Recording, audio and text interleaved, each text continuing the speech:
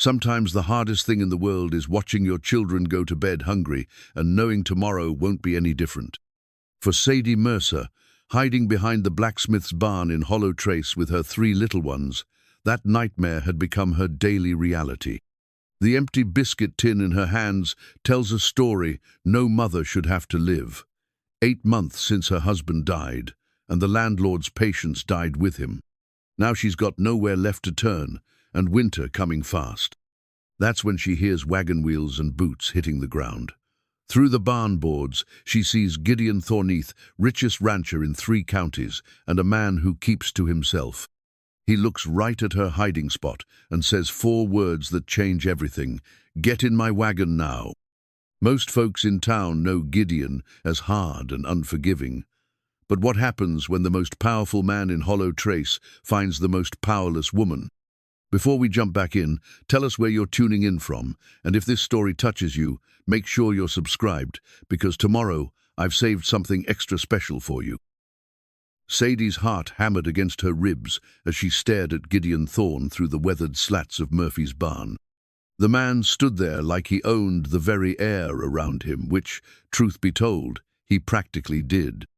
His broad shoulders filled out a worn leather coat that had seen better decades, and his steel-grey hair caught what little afternoon light filtered through the October clouds. But it was his eyes that made her breath catch. They weren't the cold, calculating eyes she'd expected from the stories folks told. They held something else entirely, a recognition that made her feel exposed and understood all at once. "Ma'am," he said, his voice carrying the authority of a man accustomed to being obeyed but tempered with something gentler. "Your children are shivering." Tommy pressed closer to her side, his 8-year-old frame trying to shield his baby brother Samuel, while little Lucy buried her face in Sadie's worn skirts. The boy had grown too thin these past months, his shoulder blades sharp beneath his patched shirt. Lucy's once bright curls hung limp and dull, and baby Samuel, sweet Samuel, who should be toddling and laughing, sat listless in her arms, too weak even to cry properly anymore. Sadie's throat closed around the words she wanted to say. What could she tell him? That she'd been a respectable woman once, married to a good man who worked the silver mines until a cave-in took him and 3 others. That she'd tried to make it on her own, taking in washing and mending until her fingers bled, but it wasn't enough to keep up with the rent. That last week she'd sold her wedding ring, her last precious thing, just to buy milk for Samuel. "I know who you are," Gideon continued, stepping closer to the barn. His boots made soft sounds on the packed earth, deliberate and unhurried. "You're Daniel Mercer's widow. He was a good man." The mention of her husband's name nearly undid her. Daniel had been a good man, kind and hard-working, with dreams of building them a proper house once he saved enough from the mines. He'd never lived to see his youngest son take his first steps or hear Lucy recite her letters. He'd never know that his wife would end up hiding behind buildings like some common vagrant. "Mr. Thorne," she managed, her voice barely above a whisper, "I'm not looking for charity. We're just waiting for something that isn't coming," he finished. His tone held no judgment, just the flat certainty of a man who'd seen enough of the world to know how it worked. "Winter's coming early this year. You can smell it in the air." He was right. The bite in the wind carried the promise of frost, and frost meant the end of any hope she'd harbored of finding work before the deep cold set in. No one hired help when they were battening down for winter themselves. Gideon moved closer still, and she could see the lines around his eyes, not just from squinting into the sun, but from something deeper. Loss, maybe. Pain that had settled in and made itself at home. The townspeople spoke of him in hushed tones, called him the richest man in 3 counties, but also the loneliest. His wife had died young, they said, along with the child she carried. That was 3 years ago, and he'd been like a ghost ever since, running his vast ranch with ruthless efficiency, but keeping himself apart from the world. "My wagon's comfortable enough," he said, glancing toward the street where a sturdy buckboard waited, pulled by 2 well-fed horses. "And my house has warm rooms and a kitchen that knows how to fill an empty belly." Sadie's pride warred with desperation, and desperation was winning, but something in her still resisted. She'd heard the stories about powerful men who helped women in need, stories that didn't end well for the women. "Sir, we couldn't impose." "You're not imposing." His voice carried a finality that brooked no argument. "You're accepting help from a neighbor. That's what decent folks do." Tommy looked up at her with those two serious eyes that had seen more hardship than any child should. He didn't speak, hadn't said much since his father died, but she could read the plea in his expression. Lucy had begun to sway on her feet, exhaustion finally overtaking the fear that had kept her upright. And Samuel needed warmth and food and safety more than his mother needed her pride. "Why?" The word slipped out before she could stop it. Gideon was quiet for a long moment, his gaze drifting to some point beyond her shoulder. When he spoke again, his voice was rough around the edges. "Because I know what it's like to lose everything that matters, and because my house has been too quiet for too long." The honesty in that admission, raw and unguarded, made something shift inside her chest. This wasn't pity, she realized. This was recognition, one wounded soul reaching out to another. She looked down at her children, at their thin faces and hollow eyes, and felt her resistance crumble. "Just for tonight," she whispered. "Just for tonight," he agreed, though something in his tone suggested he didn't quite believe it either. The wagon ride through Hollow Trace's main street felt like a parade of shame and wonder combined. Faces appeared in windows and doorways as word spread faster than wildfire. Gideon Thorne, the untouchable widower, had taken in the Mercer woman and her children. Sadie kept her eyes fixed on her hands, folded tight in her lap, while the children stared wide-eyed at the world passing by from their perch on actual cushioned seats. Mrs. Henderson, from the general store, stood on her porch with her mouth hanging open. The banker, Cornelius Blake, stepped out of his establishment with a frown that could have soured milk.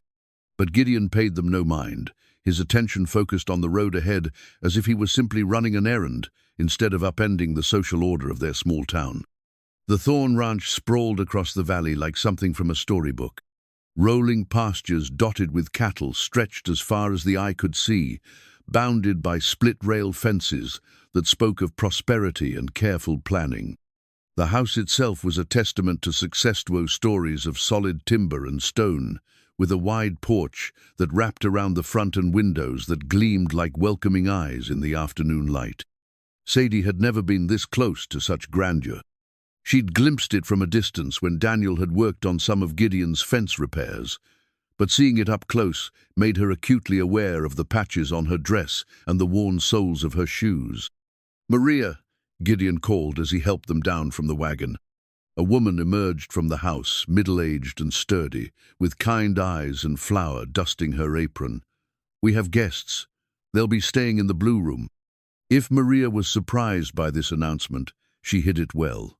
Her gaze took in Sadie and the children with the practiced eye of someone who'd seen her share of need, and her expression softened. "Of course, Signor. I'll prepare something warm for the little ones."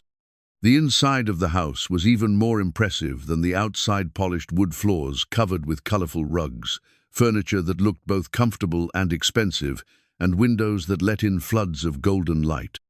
But it was the warmth that struck Sadie most forcefully. Not just the heat from the massive stone fireplace, but something deeper. Despite its grandeur, this place felt like a home.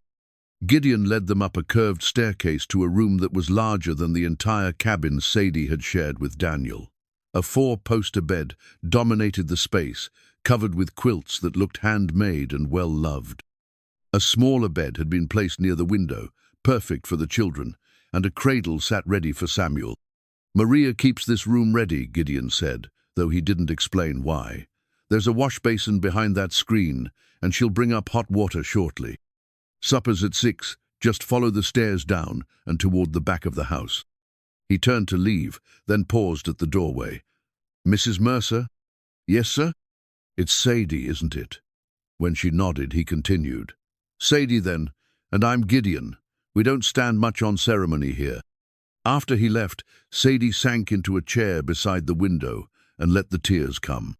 They weren't tears of sadness exactly, but something more complex relief and gratitude, and a bone-deep exhaustion that came from months of carrying burdens too heavy for one person to bear. Tommy approached cautiously and leaned against her knee. "Mama, are we safe now?" She smoothed his dark hair, Daniel's hair, and tried to find words that wouldn't be a lie. "For tonight, sweetheart. Tonight we're safe." But as she looked around the beautiful room with its promise of warmth and comfort, she wondered if one night would be enough to remember what safety felt like. And somewhere in the back of her mind, a small, treacherous hope began to whisper that maybe, just maybe, Gideon Thorne's house might offer more than shelter from the storm. Down the hall, in his own room, Gideon stood at his window watching the sun set over his land. For the first time in 3 years, his house didn't feel like a tomb. It felt alive again, full of possibility and the sound of children's voices. He pulled open the top drawer of his desk and looked down at the small velvet box, nestled among his papers. Inside lay his late wife's wedding ring, a simple band of gold that he'd been unable to bury with her. He'd kept it close, a talisman of pain and love and loss. But tonight, for the first time since Catherine's death, he closed the drawer without taking the ring out. Tonight, the future seemed less like an enemy to be endured and more like a gift waiting to be unwrapped. In the kitchen below, Maria hummed an old lullaby as she prepared a meal fit for hungry children. The house that had been silent for so long was beginning to remember how to sing. The first night at the Thorne Ranch, Sadie barely slept. Every creak of the house, every distant sound from the cattle, every whisper of wind through the eaves reminded her that she was somewhere she didn't belong. The bed was too soft, the room too warm, the silence too complete after months of sleeping in places where danger lurked around every corner. She lay listening to her children's peaceful breathing, Tommy's steady rhythm from the smaller bed, Lucy's soft sighs, and Samuel's contented gurgling from the cradle. They had fallen asleep easily for the first time in weeks, bellies full from Maria's hearty stew, and bodies warm beneath clean quilts. The transformation had been immediate, and heartbreaking reminded her of how resilient children could be when given even the smallest taste of security. When dawn broke over the mountains, painting the sky in shades of rose and gold, Sadie rose quietly and began to gather their few belongings. She'd made her decision during the long, sleepless hours. One night of kindness was a gift beyond measure, but she couldn't impose further on Gideon's generosity. They would thank him properly and be on their way before he had cause to regret his impulsive act of mercy. Her hands stilled as she reached for the small bundle that contained Daniel's work, boots, the only thing of his she'd managed to keep through all their troubles. The leather was worn smooth from years of hard labor, the laces frayed but still strong. She'd carried them from place to place like a talisman, unable to part with this last tangible piece of her husband.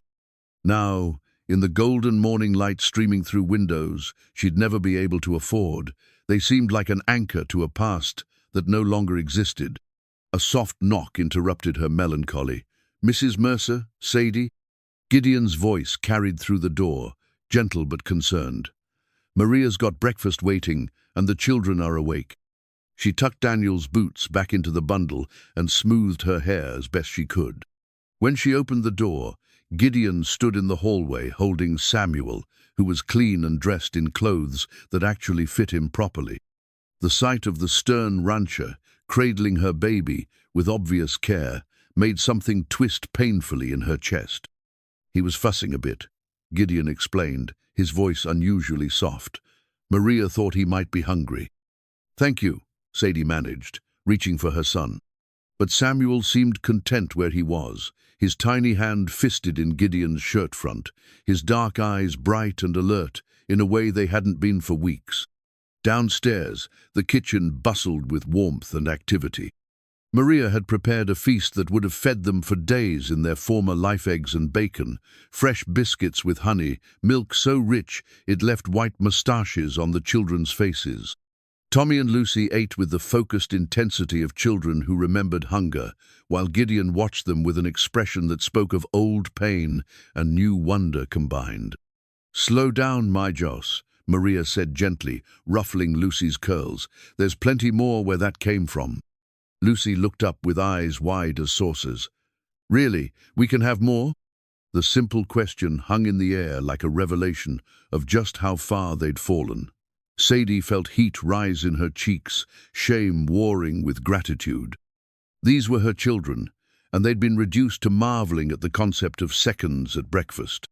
Gideon's jaw tightened almost imperceptibly. "As much as you want, little one, always." After breakfast, while the children explored the ranch yard under Maria's watchful eye, Sadie approached Gideon, where he stood on the porch, reviewing ledgers with his foreman, a weathered man named Jack Morrison. "Mr. Thorne, Gideon," she corrected herself when he raised an eyebrow. "I can't thank you enough for your kindness last night."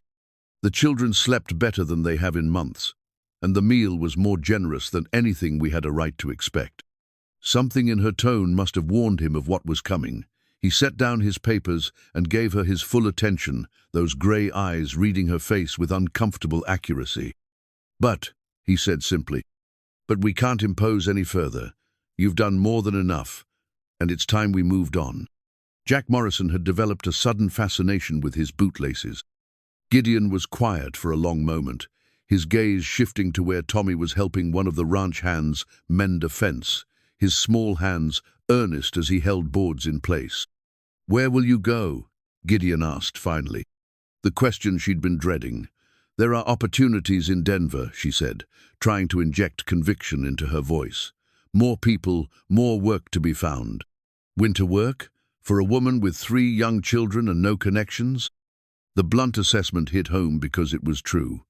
She had no plan beyond getting as far from Hollow Trace as possible before her courage failed, and she found herself accepting more charity than her pride could bear. "I'll manage," she said, lifting her chin. "I always have." "Have you?" His voice was gentle but relentless. "Because from where I'm standing, it looks like managing meant hiding behind barns and watching your children grow thin." The words stung because they were accurate, but they also sparked her temper. "I did my best with what I had. Not everyone can solve problems by throwing money at them." Instead of taking offense, Gideon smiled, the first real smile she'd seen from him, and it transformed his entire face. "There's the fire I was wondering about. Daniel always said you had spirit enough for 2 people. The mention of her husband caught her off guard. "You knew Daniel well." "Well enough. He worked on my fences a few summers back, and he talked about you and the children constantly. Proud as a peacock, that man was, especially of his wife's backbone." Sadie felt tears threaten again. Daniel had been proud of her, she'd known that. But hearing it from someone else, someone who had no reason to lie, made the loss feel fresh all over again. "He also worried," Gideon continued, "worried about what would happen to his family if something happened to him. The mines are dangerous work, and Daniel wasn't fool enough to pretend otherwise." "What are you saying?" "I'm saying that maybe accepting help isn't about charity or pride. Maybe it's about honoring the wishes of a good man who wanted his family taken care of." Before Sadie could respond, a commotion in the yard drew their attention. Tommy had wandered too close to one of the horse-spirited mare that didn't take kindly to sudden movements. The horse reared, hooves flashing dangerously close to the boy's head. Gideon moved faster than seemed possible for a man his size, vaulting the porch rail and reaching Tommy in 3 long strides. He swept the boy out of harm's way, just as the mare's hooves crashed down where he'd been standing. "Easy, girl," Gideon murmured to the horse, his voice calm and authoritative. The mare settled immediately, recognizing the voice of her master. "Tommy, you all right?" The boy nodded, shaken but unhurt. "I'm sorry, Mr. Gideon. I just wanted to pet her." "No harm done. But Duchess here needs to trust you before she'll let you close. Trust takes time." The words seemed directed at more than just the boy. Gideon's eyes found Sadie's across the yard, and she felt the weight of meaning behind them. That evening, after another meal that left the children drowsy with contentment, Sadie found herself alone with Gideon in the parlor. The children were upstairs with Maria, who had somehow produced a collection of toys and picture books that kept them enchanted. "I've been thinking about what you said," Sadie began carefully. About Daniel's wishes. Gideon waited, patient as stone. And I'm only saying if we were to stay a bit longer, it would have to be on my terms. I won't be a kept woman or a burden on your household. What terms? I earn my keep. Cooking, cleaning, mending whatever needs doing. And the children help where they can. Tommy's a good worker, and Lucy's learning her letters. And in return, room and board until spring. When the weather breaks and work opens up again, we'll be on our way.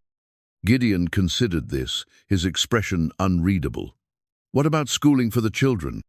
I can teach them what they need to know. Tommy needs to be around other boys his age. And Lucy should be learning from someone who finished more than 8 grades. The criticism stung, partly because it was fair. I did the best I could with the education I had. I know you did. I'm not criticizing, I'm offering solutions. There's a good school in town, and the teacher, Miss Adelaide, is a friend. The children could start after Thanksgiving. The offer was generous, almost suspiciously so. Why are you doing this? Really? Gideon was quiet for a long time, staring into the fire that crackled in the massive stone hearth. When he spoke, his voice was rough with emotion. He was trying to hide. 3 years ago, my wife Catherine died, giving birth to our son. He lived for 2 days. He paused, swallowing hard. This house has been a mausoleum ever since. Your children, their laughter, their questions, even their chaos, they remind me that life doesn't have to stop because death comes calling. The raw honesty of the admission left Sadie speechless. She'd expected practical reasons, perhaps even ulterior motives. She hadn't expected this glimpse into a grief that matched her own. I'm not looking for a replacement family, Gideon continued. I'm not that naive. But having you here, all of you, makes this place feel like a home again instead of a tomb. Sadie studied his profile in the firelight, seeing the man beneath the reputation. Hollow Trace knew Gideon Thorne as wealthy and powerful, respected and feared in equal measure.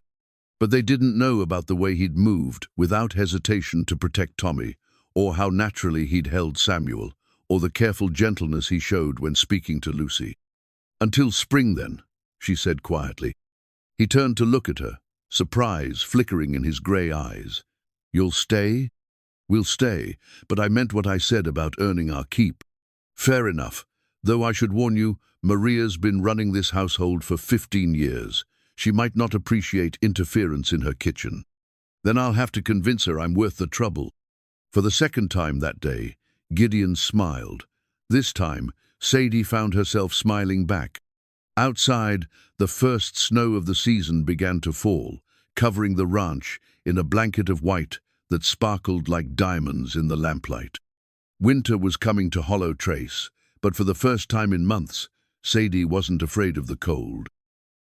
The routine that developed over the following weeks felt as natural as breathing, though it surprised everyone involved. Sadie rose before dawn to help Maria prepare breakfast for the ranch hands, her movements in the kitchen efficient and sure, despite her unfamiliarity with the massive wood-burning stove and well-stocked pantry.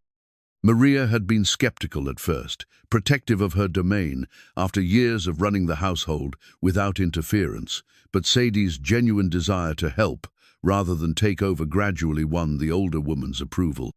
You have good hands? Maria observed one morning as she watched Sadie knead bread dough with the practiced rhythm of someone who'd been making do with little for far too long. And you don't waste anything.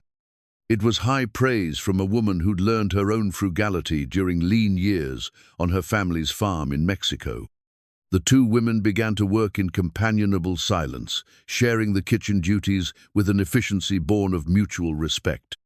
Gideon, meanwhile, found himself adapting his schedule in ways that would have amused his ranch hands if they'd been brave enough to comment.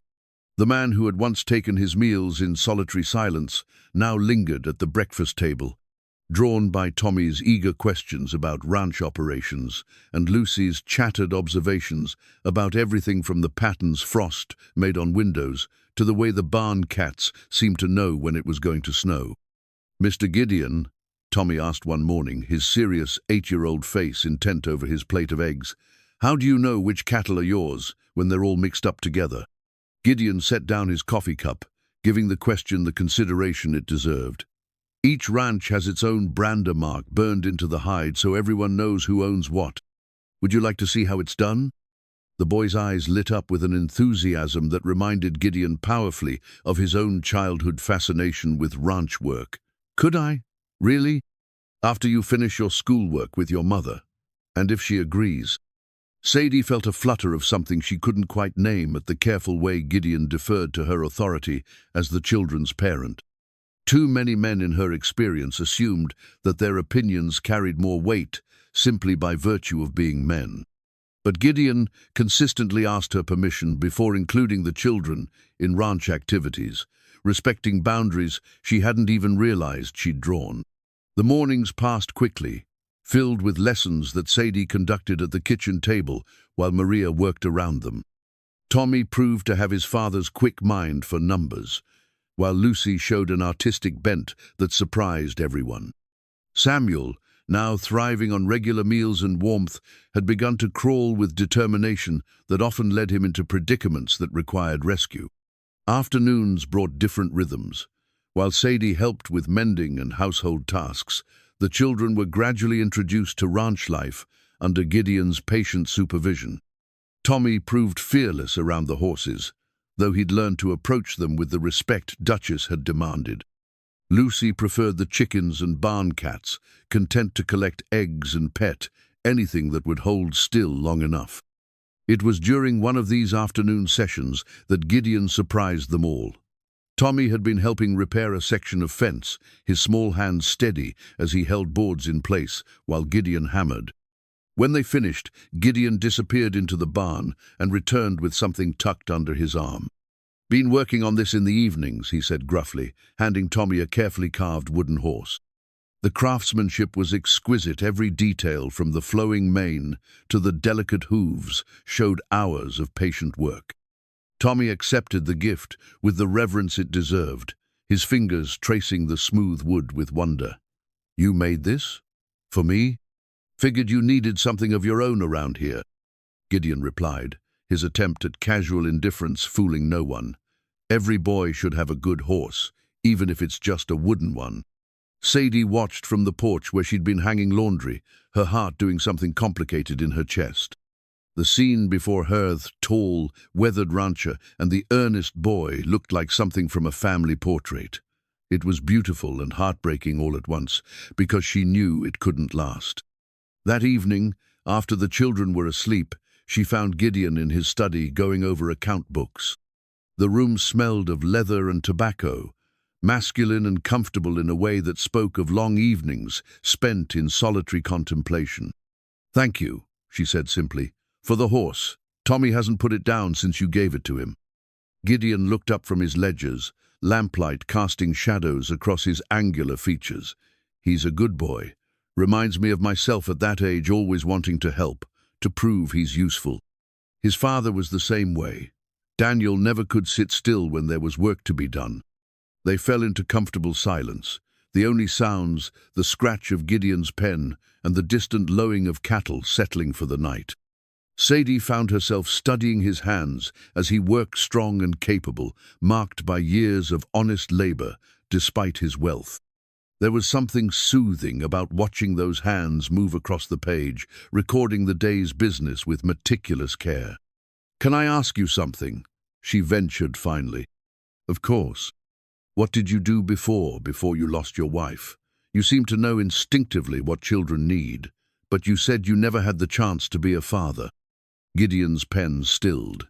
For a moment she thought she'd overstepped, ventured into territory too personal for their still tentative relationship. But then he set the pen aside and leaned back in his chair. "I was the eldest of 4 boys," he said. "My mother died when I was 12, and my father, well, he wasn't much good with children even when he tried. I raised my brothers more than he did." The revelation explained much the easy way he interacted with Tommy, his instinctive understanding of what the children needed, the patient manner that suggested long experience with young minds. "Where are they now? Your brothers?" "Scattered to the winds. James went east to study law. Michael joined the army, and Samuel," his voice caught slightly, Samuel died in a riding accident when he was 16. Another loss, another grief carried in silence. Sadie began to understand the shadows that lived behind Gideon's grey eyes, the careful way he held himself apart from emotional entanglements. "I'm sorry," she said softly. "It was a long time ago. But yes, I know children.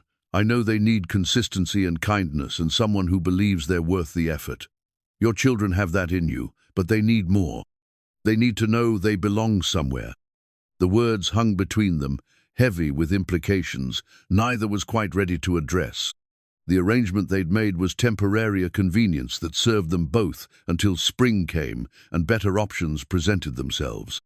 But already Sadie could see the way the children were putting down roots, the way they spoke of the ranch as home and referred to Gideon with the easy familiarity of family.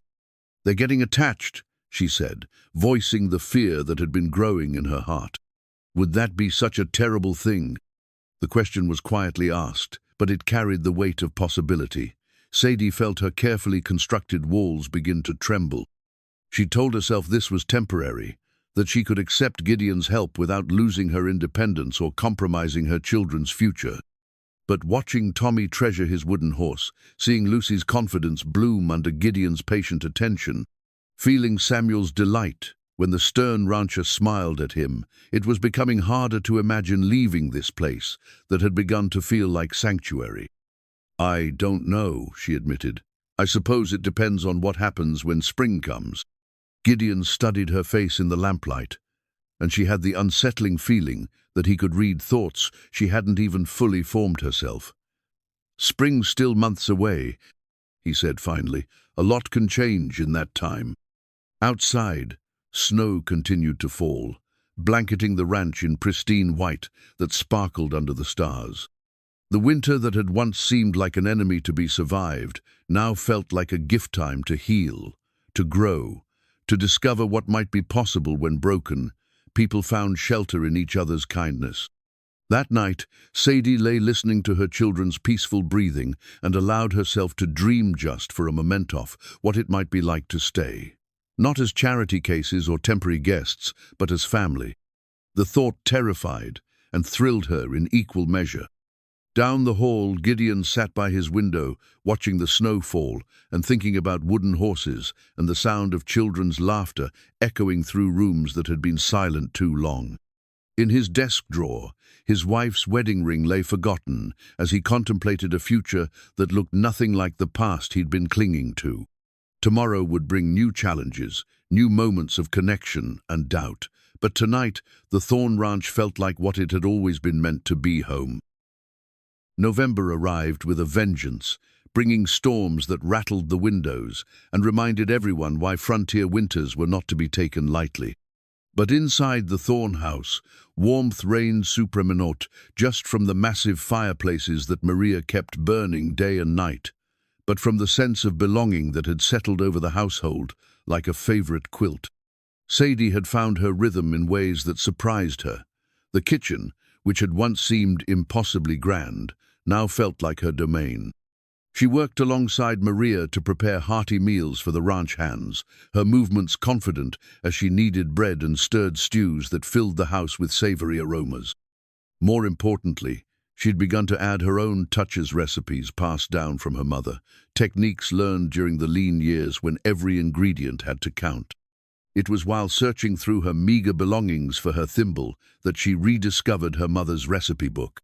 The small, leather-bound volume was water-damaged and worn, its pages yellow with age and stained from years of use.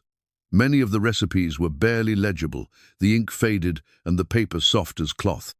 But as Sadie turned the familiar pages, memories flooded back her mother's patient hands guiding hers as she learned to measure flour by feel, the way the kitchen smelled when apple pies were cooling on the windowsill. The comfort of traditions passed from woman to woman through generations.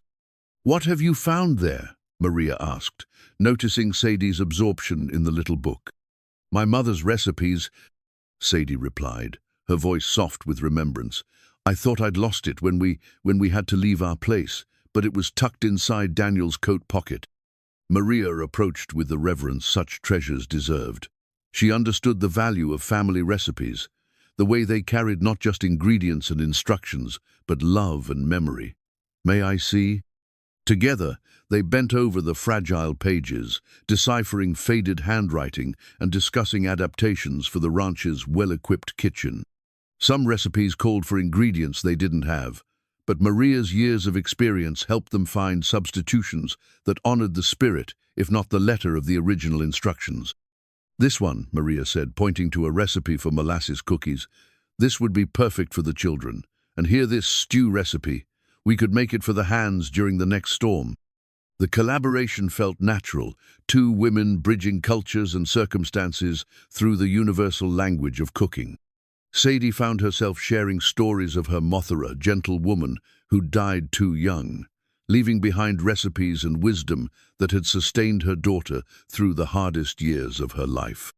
Meanwhile, the children were thriving in ways that made Sadie's heart sing, even as it worried her. Tommy had thrown himself into ranch life with the enthusiasm of a boy who'd finally found his place in the world. He followed the ranch hands around, eager to learn everything from how to properly saddle a horse to the best way to mend a broken fence rail. His small frame was filling out thanks to regular meals, and his serious demeanor was lightening as he rediscovered the simple joy of being a child. Lucy, too, was blossoming. The shy, frightened little girl who'd hidden behind Sadie's skirts was emerging as a bright, curious child with opinions about everything. She'd appointed herself supervisor of the chickens, checking on them multiple times a day, and somehow managing to increase their egg production through sheer force of will and an endless supply of treats smuggled from the kitchen. And Samuel, sweet Samuel, who'd been so listless during their darkest days, was now a whirlwind of toddler energy. He'd taken his first steps in the ranch house parlor, lurching from sofa to chair while Gideon and Sadie watched with matching expressions of pride and amazement. His vocabulary was expanding daily, though his favorite word remained Giddy, his attempt at Gideon's name that never failed to bring a smile to the rancher's weathered face. It was Samuel's growing attachment to Gideon that worried Sadie most. The baby had begun following the rancher around whenever possible, his small hand clutching Gideon's larger one as they made their rounds of the property. He cried when Gideon left for business trips to Denver or Cheyenne, and his face lit up like sunrise whenever the man returned. The attachment was clearly mutual. Gideon had taken to carrying Samuel during the evening rounds, pointing out cattle and horses while conducting serious conversations with the toddler about ranch management. He'd also begun reading bedtime stories, something Sadie discovered by accident when she went to check on the children one evening and heard his deep voice coming from their room, carefully pronouncing the words of a fairy tale. "He's good with them," Jack Morrison observed one afternoon as they watched Gideon teaching Tommy how to properly throw a lasso. The foreman had become a regular presence at the main house, often staying for dinner and clearly enjoying the family atmosphere that had replaced Gideon's former isolation. "Too good," Sadie replied, her voice heavy with concern she couldn't quite hide. Jack glanced at her with understanding eyes. He'd worked for Gideon for over a decade, had seen the man retreat into himself after Catherine's death. But he'd also seen the transformation that had taken place since Sadie and her children arrived, the way Gideon's step had lightened, how he smiled more readily. The interest he'd regained in plans for the ranch's future. "Might not be such a bad thing," Jack suggested carefully. "Man needs family, and those children, well, they need a father." "They had a father," Sadie said, perhaps more sharply than she intended. "Daniel was a good man." "I'm sure he was, but he's gone. And life's for the living. Gideon's not trying to replace anyone, he's just filling a space that's been empty too long." The conversation stayed with Sadie as she went about her daily tasks. Was she being unfair to cling so tightly to Daniel's memory? Was her determination to maintain their independence actually hurting her children? The questions plagued her, especially during the quiet moments when she allowed herself to really observe the family dynamics that were developing. There was no denying that her children were happier than they'd been since Daniel's death. Tommy's nightmares had stopped, Lucy's appetite had returned, and Samuel was reaching developmental milestones that had been delayed by stress and malnutrition. More telling still was the way they interacted with Gideon, with the careful politeness of children, mindful of their precarious position, but with the easy affection of children who felt secure in their place.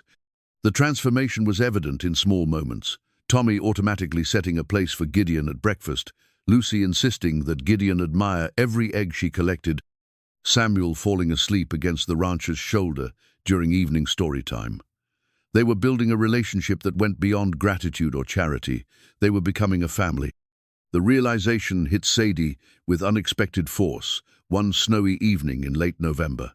She'd been looking for Samuel, who had a toddler's gift for disappearing at the most inconvenient moments. She found him in Gideon's study, sitting on the floor surrounded by ledger books while Gideon worked at his desk. The baby was reading aloud in his incomprehensible toddler language, turning pages with great seriousness while Gideon nodded and offered encouraging comments. "Very insightful point about the cattle prices," Gideon was saying with complete gravity. "I hadn't considered that angle." Samuel babbled something else and pointed at a column of numbers, his expression earnest. "You're absolutely right," Gideon agreed. "We should definitely factor that into our spring planning." The scene was so domestic, so natural, that for a moment Sadie forgot they were temporary guests in this house. For a moment, she allowed herself to see what Jack had suggested, not a replacement for Daniel, but a man willing to step into the role of father, because children needed fathers, and he needed children. That night, after the little ones were asleep, she found herself alone with Gideon in the parlor again. He was reading by the fire while she worked on mending one of Tommy's shirts, a domestic scene that would have looked perfectly natural to any observer. "Gideon," she began, then stopped, uncertain how to voice the thoughts that had been troubling her. He looked up from his book, patient and attentive. "What is it?" "The children, they're getting very attached to you, to this place. And that worries you." It wasn't a question, and his understanding made it easier to continue. "When spring comes and we leave, it's going to be hard for them, especially Samuel. He doesn't remember life before this ranch." Gideon closed his book and gave her his full attention. "What if you didn't leave?" The question hung in the air between them, loaded with possibilities that both thrilled and terrified her. "What are you saying?" "I'm saying that this arrangement is working for all of us. The children are thriving. You've brought life back to this house, and He paused, seeming to choose his words carefully. "I haven't been this happy in years." Sadie's heart hammered against her ribs. "Are you proposing?" "I'm suggesting we consider making this permanent.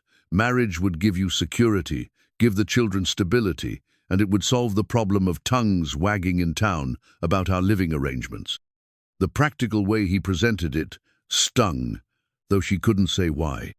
Perhaps because part of her had begun to hope for something more than convenience, something that acknowledged the feelings that had been growing between them during these weeks of shared domesticity.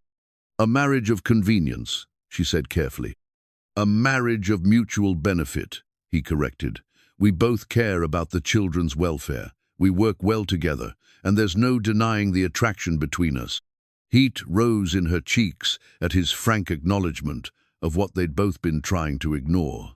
There was attraction had been since that first day when he'd found them behind the barn. But attraction wasn't love, and she'd had love once. Was it fair to settle for less? "I need time to think," she said finally. "Of course, there's no rush. Winter isn't going anywhere, and neither are we." But even as he agreed to give her time, Sadie could see the hope in his eyes, carefully controlled but unmistakably present. He wanted them more than his practical words had suggested. The knowledge was both comforting and concerning, because if Gideon was developing feelings beyond mere convenience, then leaving in the spring would hurt him too. Outside, the wind howled around the house, driving snow against the windows with increasing fury. The storm that had been building all day was settling in for a long siege, the kind of blizzard that could last for days and leave them completely cut off from the outside world. But inside the warm parlor, With the fire crackling and the comfortable silence of two people learning to read each other's thoughts, the storm felt less like a threat and more like a blessing. Time, that was what they all needed. Time to let feelings develop naturally. Time for the children to adjust to their new reality. Time for Sadie to figure out what her heart truly wanted.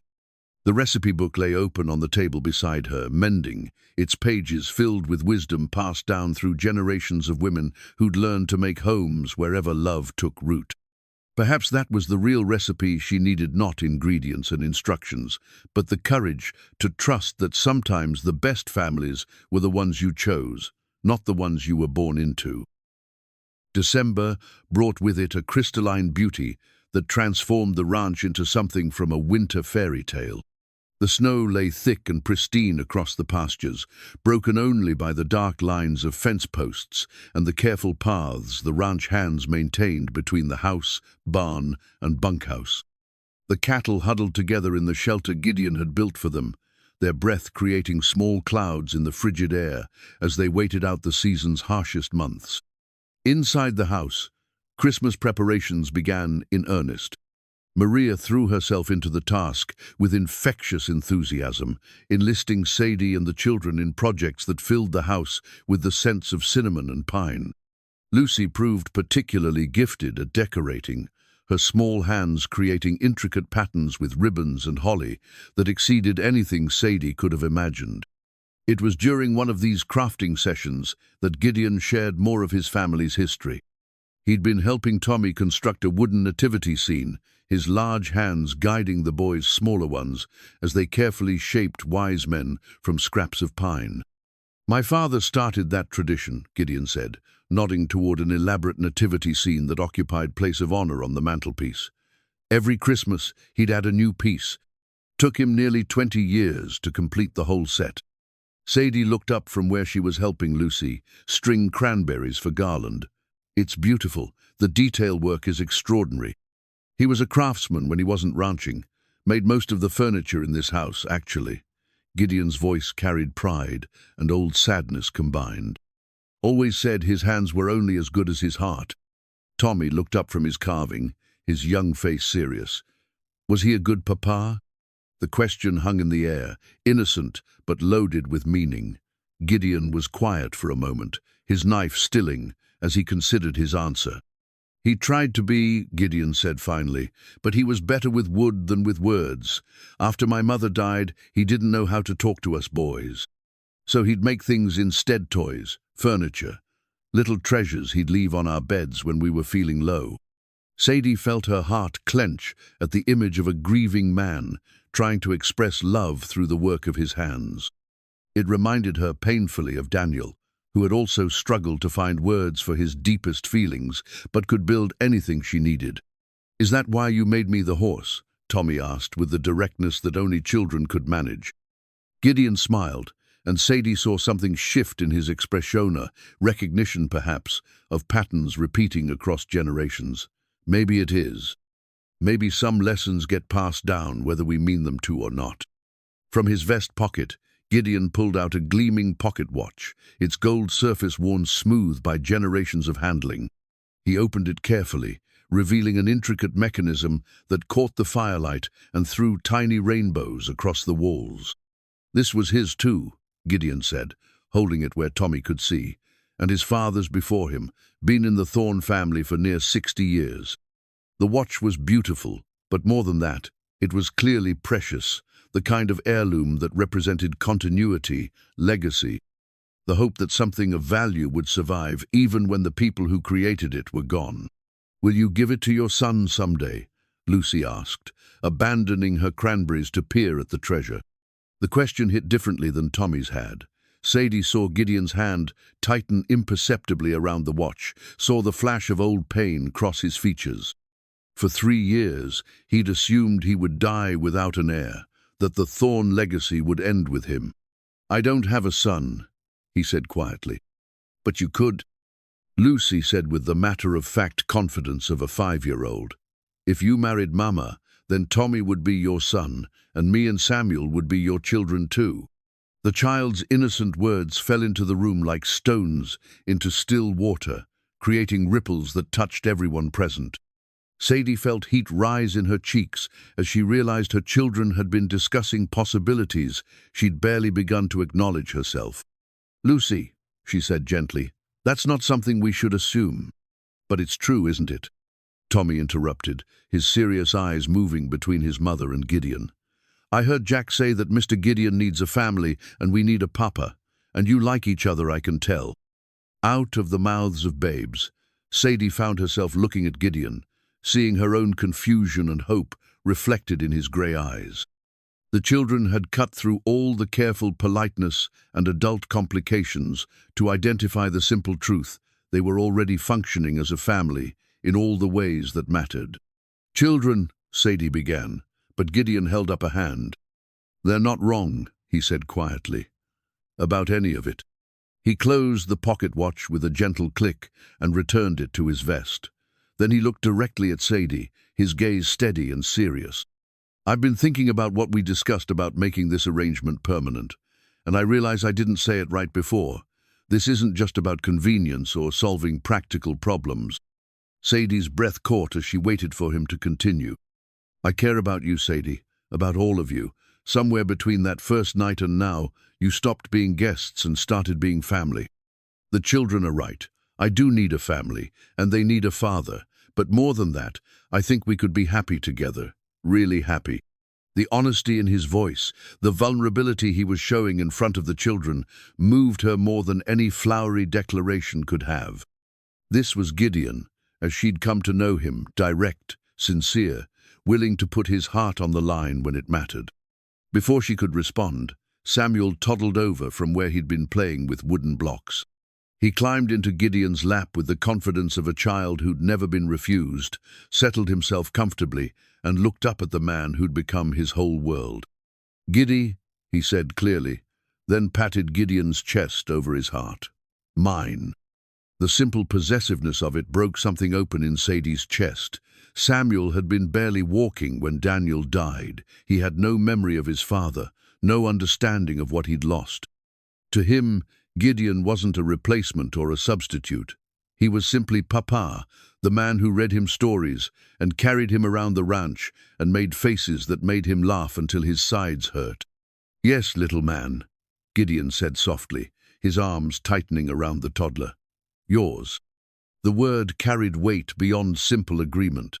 It was a promise, a commitment, a recognition that real love wasn't about blood or law, but about choice and dedication and the daily decision to show up for the people who mattered. That evening, after the children were asleep, Sadie and Gideon found themselves in their usual spots in the parlor. But the comfortable routine felt different now, charged with possibilities that had been spoken aloud and could no longer be ignored. "I should tell you about Catherine," Gideon said without preamble. "If we're going to do this, if you're even considering it, you need to understand what happened." Sadie set down her mending and gave him her full attention. She'd heard fragments of the story from townspeople, but she sensed that Gideon had never told anyone the full truth. "We were childhood sweethearts," he began, his voice careful and controlled. "Married young, maybe too young. She was beautiful and kind and everything a man could want in a wife. But she was also fragile in ways I didn't understand until it was too late." He paused, staring into the fire, as if the flames might hold answers to questions that had haunted him for years. "She lost 3 babies before she managed to carry one far enough to hope. The doctor said the pregnancy was risky, that we should consider, but Catherine was determined. She said God wouldn't give us this chance just to take it away." Sadie's heart ached for both of them, for the woman who'd wanted motherhood so desperately, and for the man who'd had to watch her suffer through repeated losses. When her time came, it was hard. Harder than anyone expected. She labored for nearly 2 days before, his voice broke slightly, she delivered a perfect son. Beautiful boy with dark hair and her blue eyes. We named him Michael, after my brother. What happened? He lived for 2 days, never quite managed to breathe right, never seemed to settle. Catherine kept saying he just needed time, that he'd get stronger. And then one morning, he just stopped. The raw pain in his voice made Sadie want to reach out and comfort him, but she sensed he needed to finish this story his own way. Catherine died 3 hours later. The doctor said it was blood loss, complications from the birth. But I think she just couldn't bear to live in a world without him. Gideon's hands clenched into fists. I buried them together, her holding him like she was still trying to protect him. Silence settled over them, heavy with shared grief and understanding. Sadie knew that kind of loss, the way it carved pieces out of your soul that never quite healed, the way it made you afraid to hope for anything good, because hope had betrayed you so completely. "I'm sorry," she said softly. "That's a terrible burden to carry. For 3 years, I thought that was it for me, that I'd had my chance at family and failed. This house felt like a mausoleum, beautiful but empty, full of ghosts and might-have-beens." He turned to look at her then, his grey eyes intense and searching. "But you changed that. You and the children you brought life back to this place, not as replacements for what I lost, but as something new, something I never expected to find." Sadie felt tears prick her eyes. The honesty of his confession, the way he'd trusted her with his deepest pain, moved her beyond words. "I love Daniel," she said quietly. "I need you to know that. What we had was real and precious, and I'll never regret it. I know, and I would never ask you to. But he's gone, and much as I hate to admit it, the children are right. They do need a father. And she paused, gathering courage, "I think I'm falling in love with you." The admission hung between them, honest and terrifying and liberating all at once. Gideon's face transformed, hope and wonder replacing the careful control he'd maintained throughout his confession. "Are you saying yes to making this permanent?" "I'm saying yes to trying, to seeing what we might build together." Gideon was across the room before she'd finished speaking, pulling her to her feet and into his arms. The kiss he gave her was gentle but thorough, full of promise and carefully leashed passion. "We'll do this right," he murmured against her lips. "Proper courtship, proper engagement, proper wedding. I want the whole town to know you chose to be here." Outside, snow continued to fall, adding to the drifts that would keep them isolated for weeks yet. But isolation no longer felt like imprisonment, it felt like sanctuary, time to let love grow in the shelter of winter's protection. The pocket watch ticked steadily in Gideon's vest, marking time that no longer felt like an enemy but like an ally, giving them all the moments they needed to build something lasting and true. The week between Christmas and New Year's brought an unexpected thaw that turned the ranch's pristine snow into treacherous slush and reminded everyone that Montana weather was as unpredictable as it was beautiful. The break in the winter's grip allowed for the first trip to town in nearly a month, and Gideon decided it was time to make their arrangement official in the eyes of both God and the territorial government. The ride to Hollow Trace was different this time. Instead of a desperate woman hiding behind a barn, Sadie sat beside Gideon on the wagon seat with her head held high, her children clean and well-fed in the back, their laughter ringing across the valley as they pointed out landmarks that had become familiar during their months at the ranch. But if Sadie felt confident in her decision, the town's reaction reminded her that not everyone would approve of their unconventional courtship.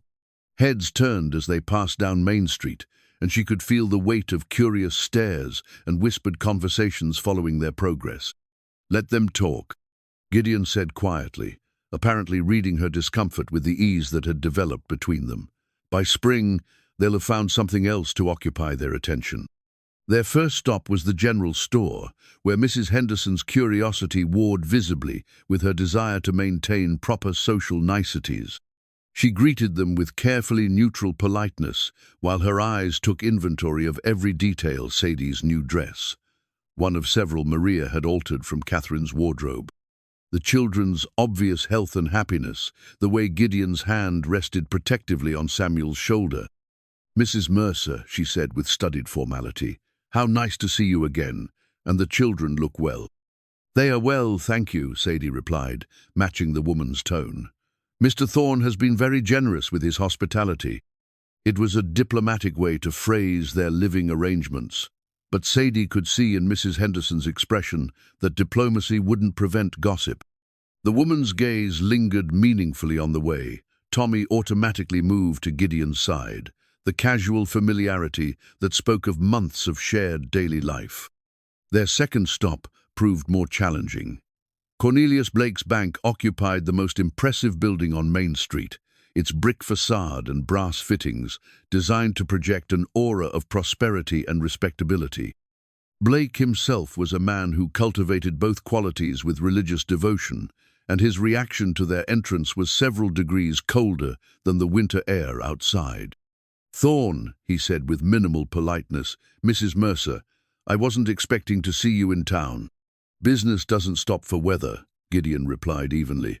"I need to make some changes to my accounts and update my will."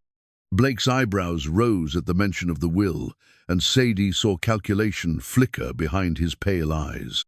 The banker had always resented Gideon's independence, both financial and personal, and the idea that the wealthiest man in the county might be planning to share that wealth with a woman of uncertain background clearly rankled.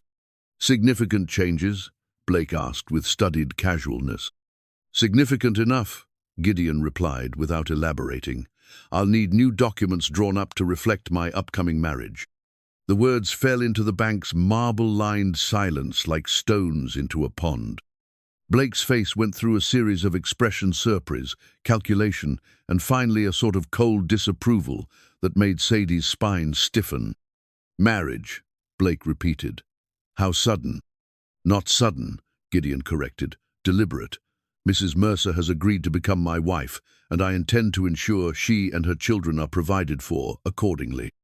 "Of course, though I hope you'll forgive me for noting that such arrangements can sometimes attract opportunistic interest. A man in your position must be careful about those who might seek to take advantage of his generous nature." The insult was delicately delivered but unmistakable. Sadie felt heat rise in her cheeks.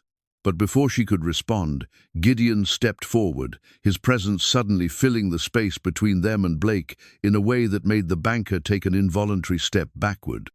"Mr. Blake," Gideon said, his voice carrying the quiet authority that made grown men think twice about crossing him. "I'm going to assume you misspoke just now, because if I thought you were suggesting that Mrs. Mercer was anything other than a woman of impeccable character who has brought nothing but good to my household, we'd have a problem." Blake's Adam's apple bobbed as he swallowed hard. "Of course not. I merely meant—" "I know what you meant, and I'm telling you that your concerns are both unfounded and unwelcome. Now, do you want my business, or shall I take it to Denver?" The threat was quietly delivered but effective. Blake's bank depended heavily on Gideon's substantial accounts, and they both knew it. The banker's expression shifted quickly from hostility to damage control. "There's no need for that. I'll have the documents prepared immediately. When is the happy occasion?" "Soon," Gideon replied without specifics. "I'll send word when we've set a date." As they left the bank, Sadie felt a mixture of gratitude and concern. Gideon's defense of her honor had been both thrilling and thrilling because it showed the depth of his commitment, troubling because it revealed the challenges they would face as a couple. "He doesn't approve," she said quietly as they walked toward the church. "Blake doesn't approve of anything that doesn't directly benefit him. His opinion carries no weight with anyone who matters." But even as Gideon dismissed the banker's hostility, Sadie could see the tension in his shoulders, the way his jaw remained tight as they made their way down the street. Blake's disapproval might not matter to Gideon personally, but it could have practical consequences, and they both knew it.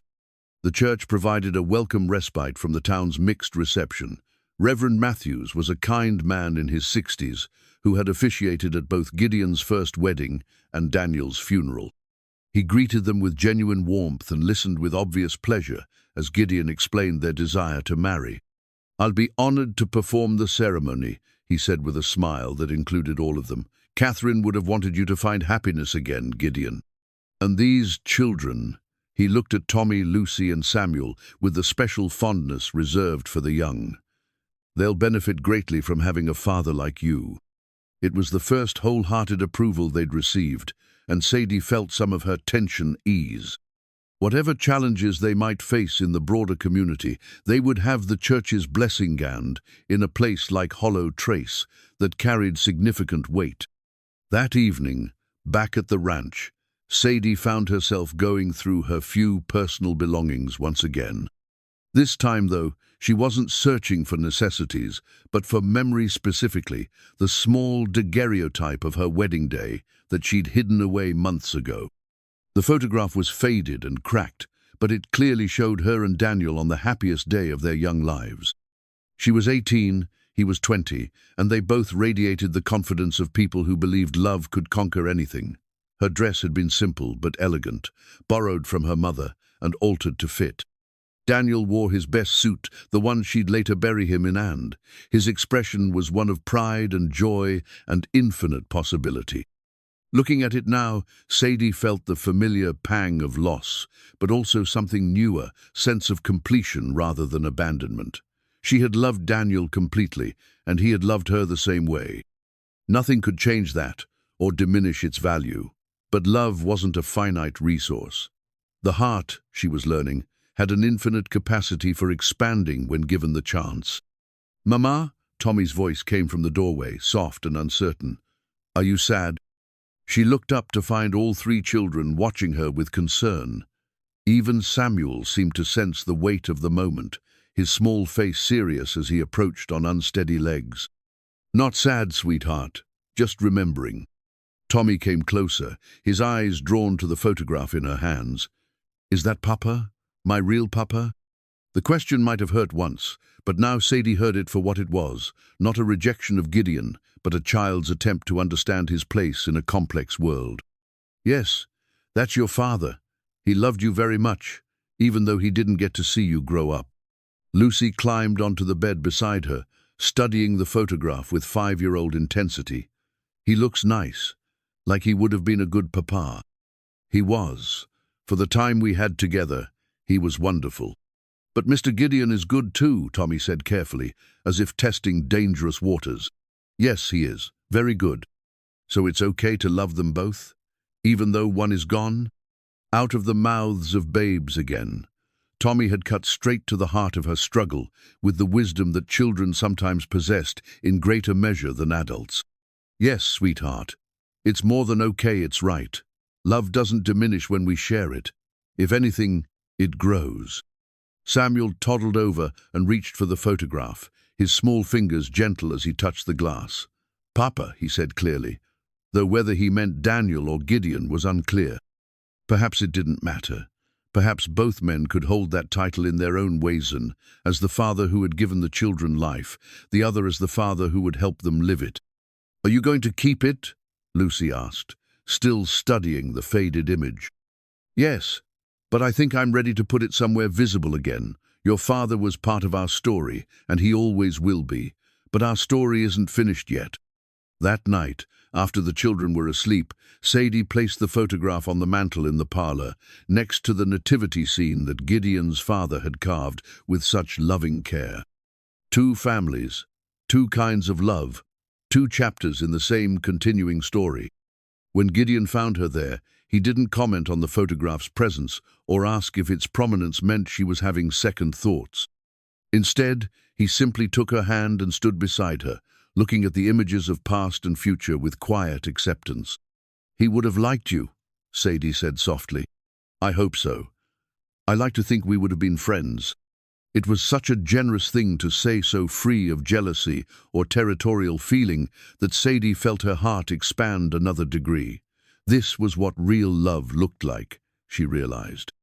Not the desperate possession of youth, but the confident generosity of maturity, love that could honor the past while embracing the future. Outside, the wind picked up again, promising another storm on the horizon. But inside the warm parlor, surrounded by symbols of love both lost and found, Sadie felt nothing but peace. Whatever challenges lay ahead, they would face them together, all of them, living and remembered, bound by the endless capacity of the human heart to love and love again.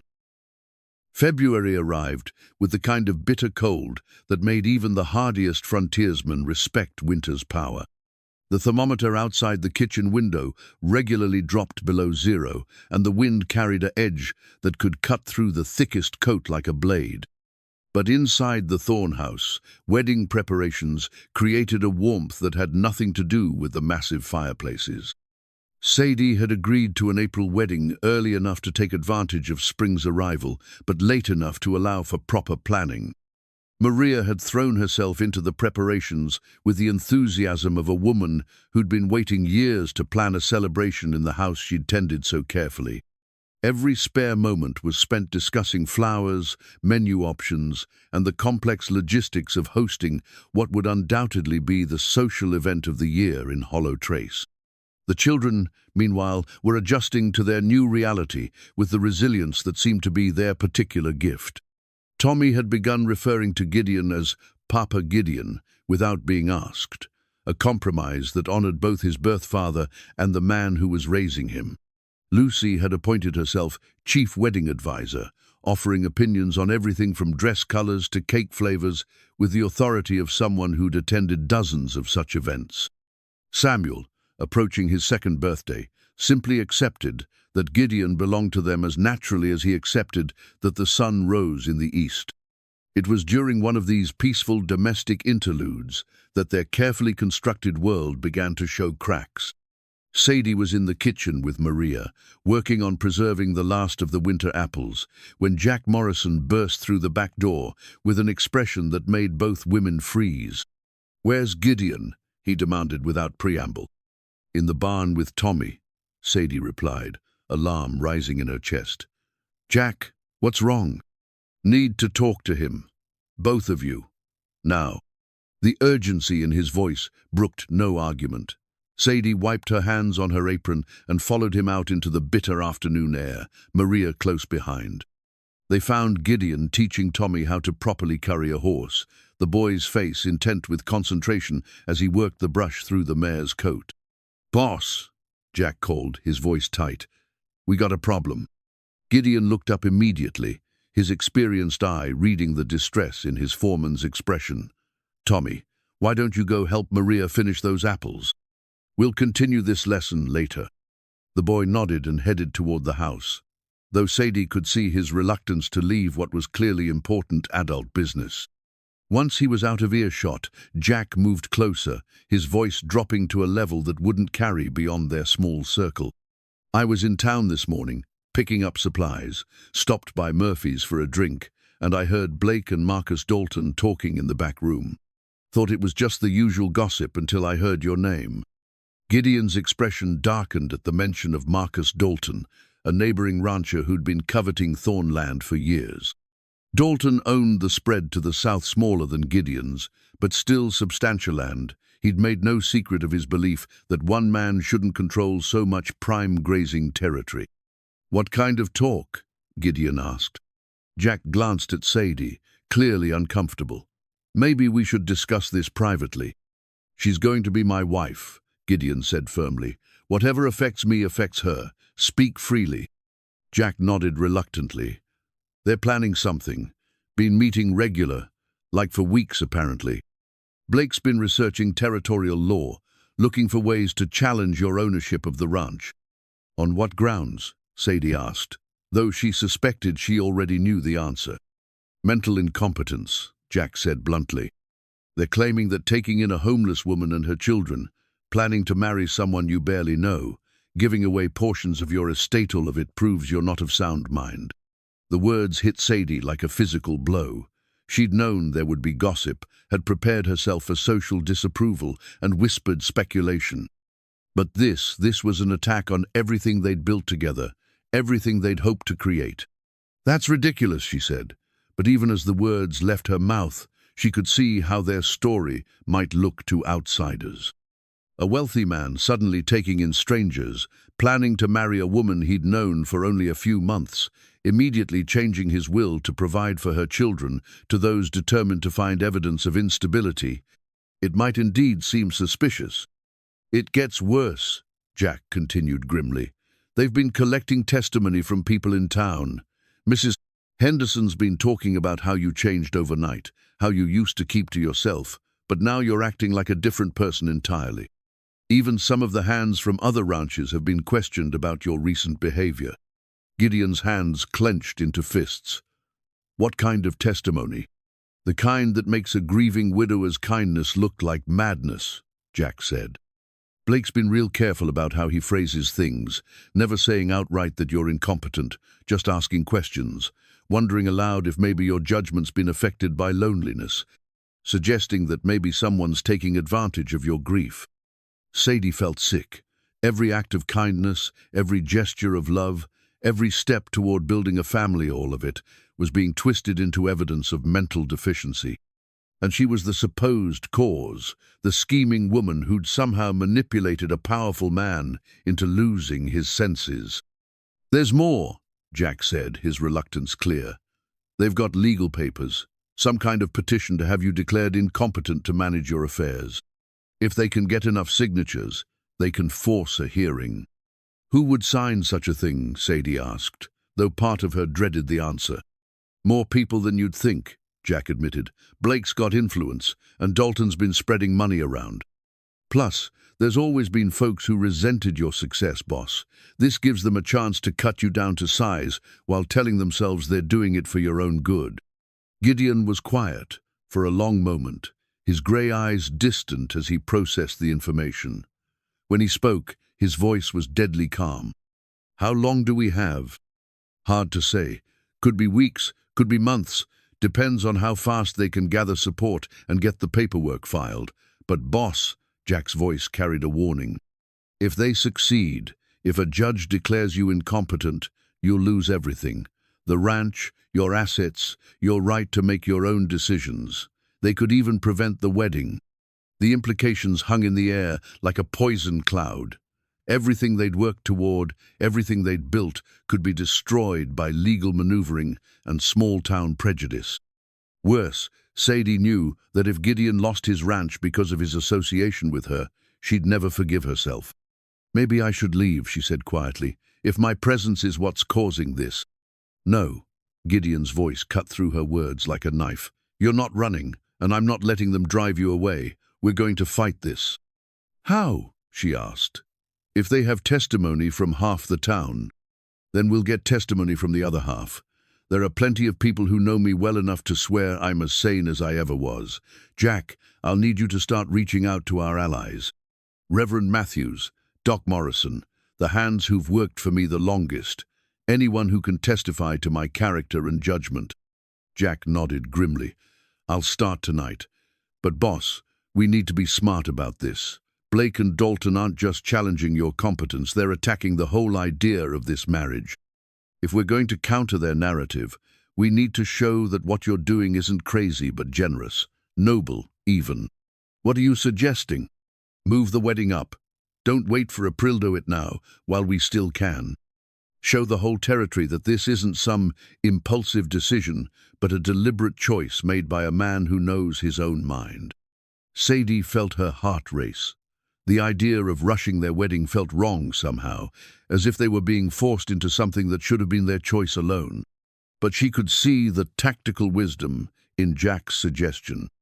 "It would send a message," Gideon agreed slowly.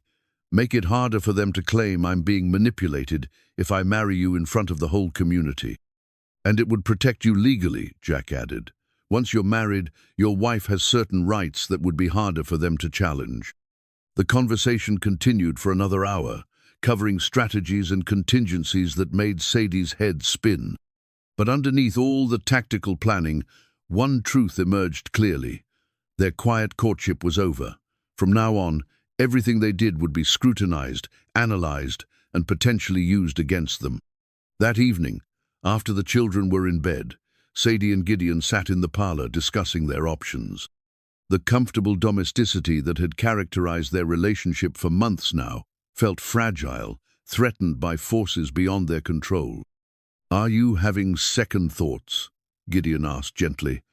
"About any of this?" Sadie looked at him, really looked at him, seeing not the wealthy rancher or the powerful man others feared, but the patient teacher who'd helped Tommy learn to rope, the gentle storyteller who'd made Lucy laugh, the tender caregiver who'd rocked Samuel through countless nights. "No," she said firmly. "If anything, this makes me more certain. They want to tear us apart because they can't understand what we have.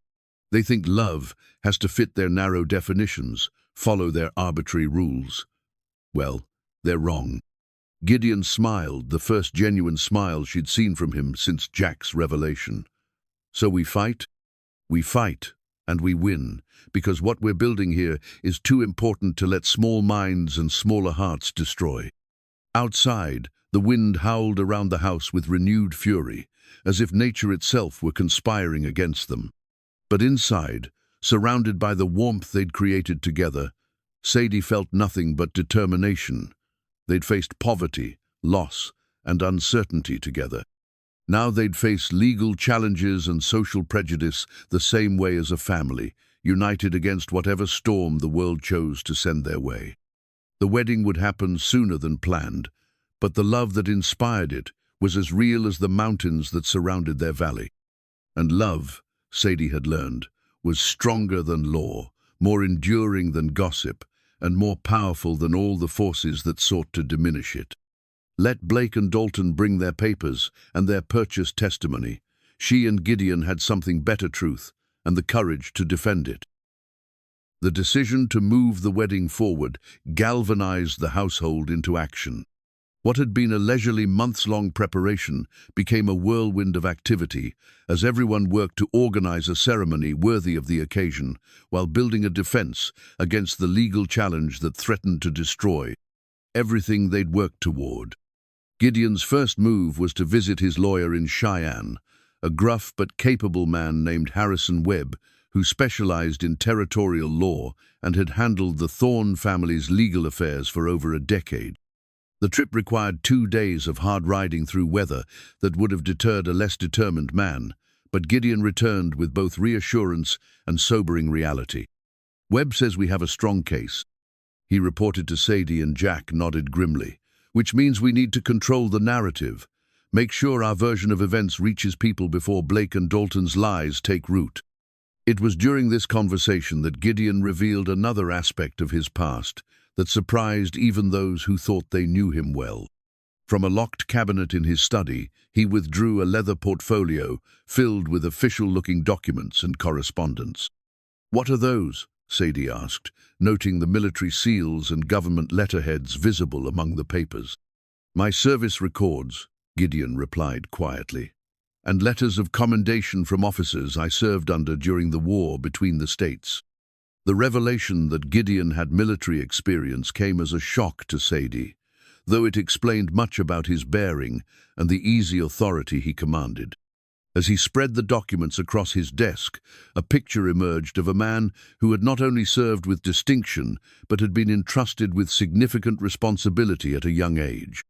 Lieutenant Colonel Gideon Thorne, Jack read from one of the commendations, his voice filled with newfound respect, commanded the 3rd Montana Cavalry Regiment during the final campaign in Virginia, cited for tactical brilliance and extraordinary leadership under fire.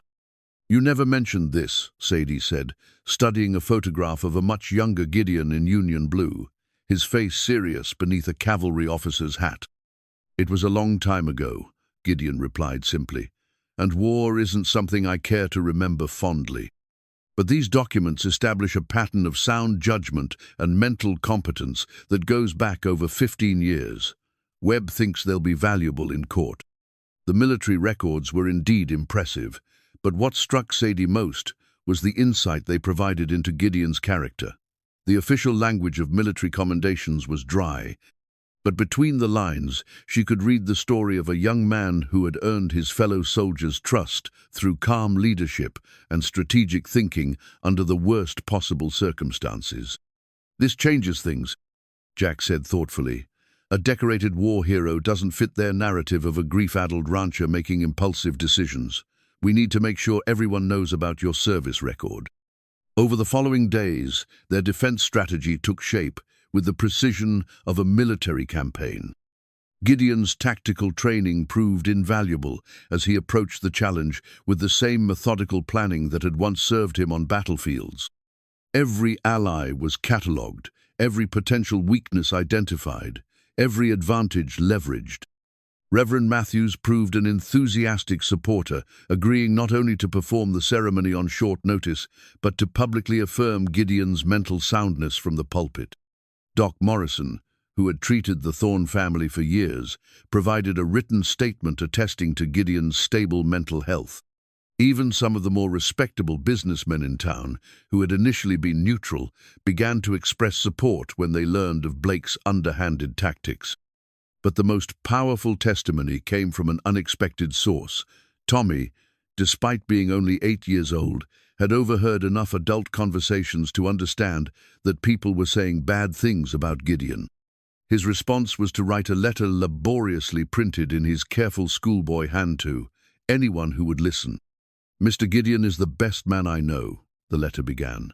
"He teach me to ride horses and fix fences and be brave when I'm scared. He reads to us every night and never gets mad when Samuel spills things. He makes Mama smile again, and he promised we can stay forever. Anyone who says he's not smart doesn't know him like we do." The simple honesty of the child's words proved more persuasive than any legal argument. When word of the letter spread through town, it sparked a counter-narrative that Blake and Dalton found difficult to combat. How could a man who inspired such devotion from children be the calculating manipulator they claimed to see?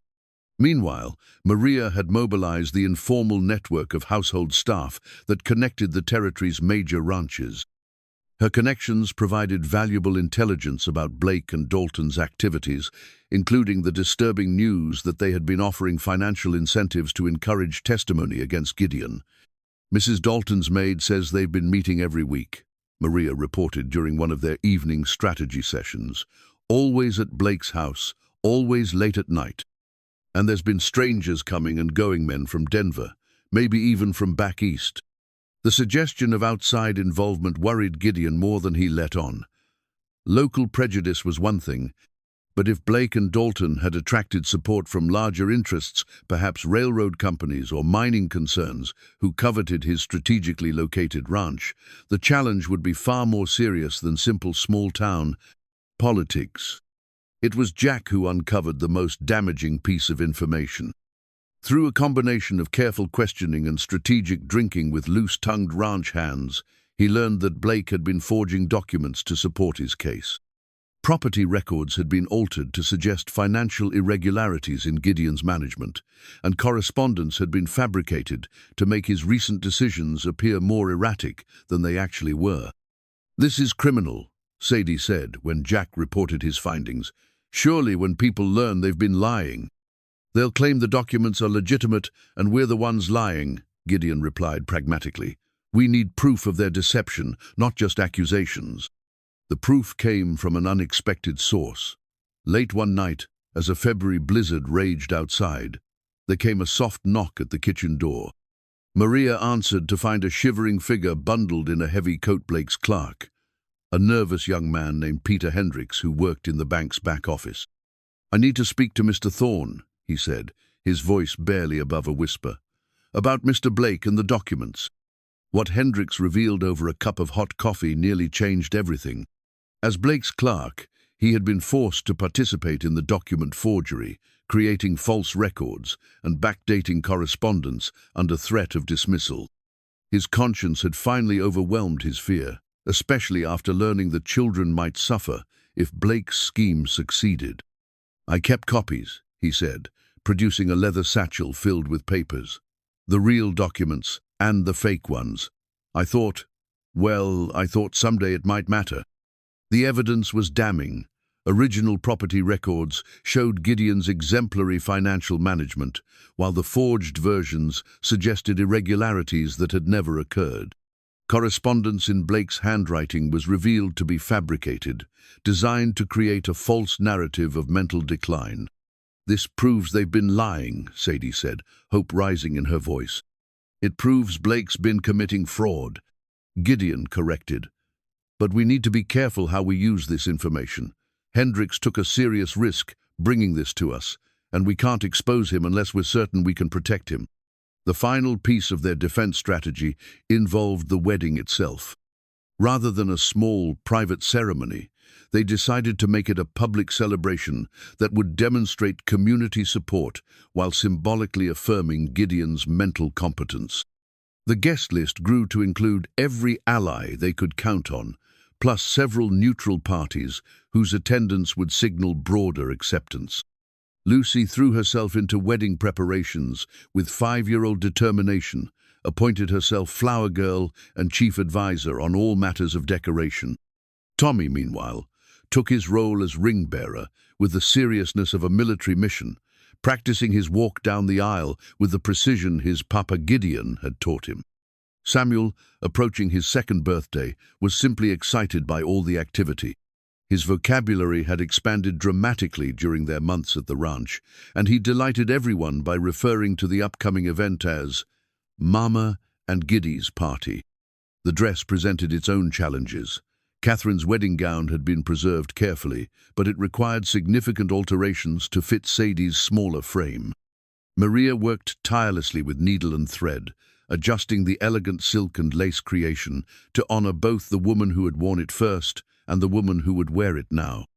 She would have wanted this, Maria said as she made the final adjustments. Senora Catherine, she would have wanted her dress to see happiness again. As the wedding date approached, now set for the 2nd Sunday in March, tension in the household grew. Blake and Dalton's legal challenge was moving forward, with rumors suggesting they planned to present their petition to the territorial judge immediately after the ceremony. The timing was clearly intended to maximize embarrassment and suggest that even Gideon's marriage was evidence of his impaired judgment. But Gideon's military training had taught him that the best defense was often a good offense. On the Friday before the wedding, he made a surprising announcement. "We're going to confront them directly," he told the assembled household. "Tomorrow morning, I'm calling a town meeting. We're going to present our evidence publicly and force them to defend their accusations in front of everyone." It was a risky strategy that could backfire spectacularly if the townspeople sided with Blake and Dalton. But it also offered the possibility of ending the threat once and for all, allowing them to marry without the shadow of legal challenges hanging over their future. "Are you sure about this?" Sadie asked that evening as they reviewed their plans one final time. If it goes wrong, we'll face the consequences together," Gideon replied. "But I'd rather fight this battle on our terms than wait for them to choose the battlefield." Outside, the March wind carried the promise of spring, though snow still covered the ground and ice glazed the windows. Inside the house that had become their sanctuary, a family prepared for the fight of their lives, not just for their right to be together, but for their right to define what family meant on their own terms. The children were asleep, dreaming of wedding cake and new beginnings. Maria was putting finishing touches on Sadie's dress, her fingers gentle as she worked with fabric that had witnessed one love story and would soon bless another. And in the study, surrounded by military commendations and legal documents, Gideon planned his final campaign not against an enemy army, but against prejudice, greed, and the small minds that couldn't comprehend the transformative power of love freely given and gratefully received. Tomorrow would bring the confrontation they'd been preparing for.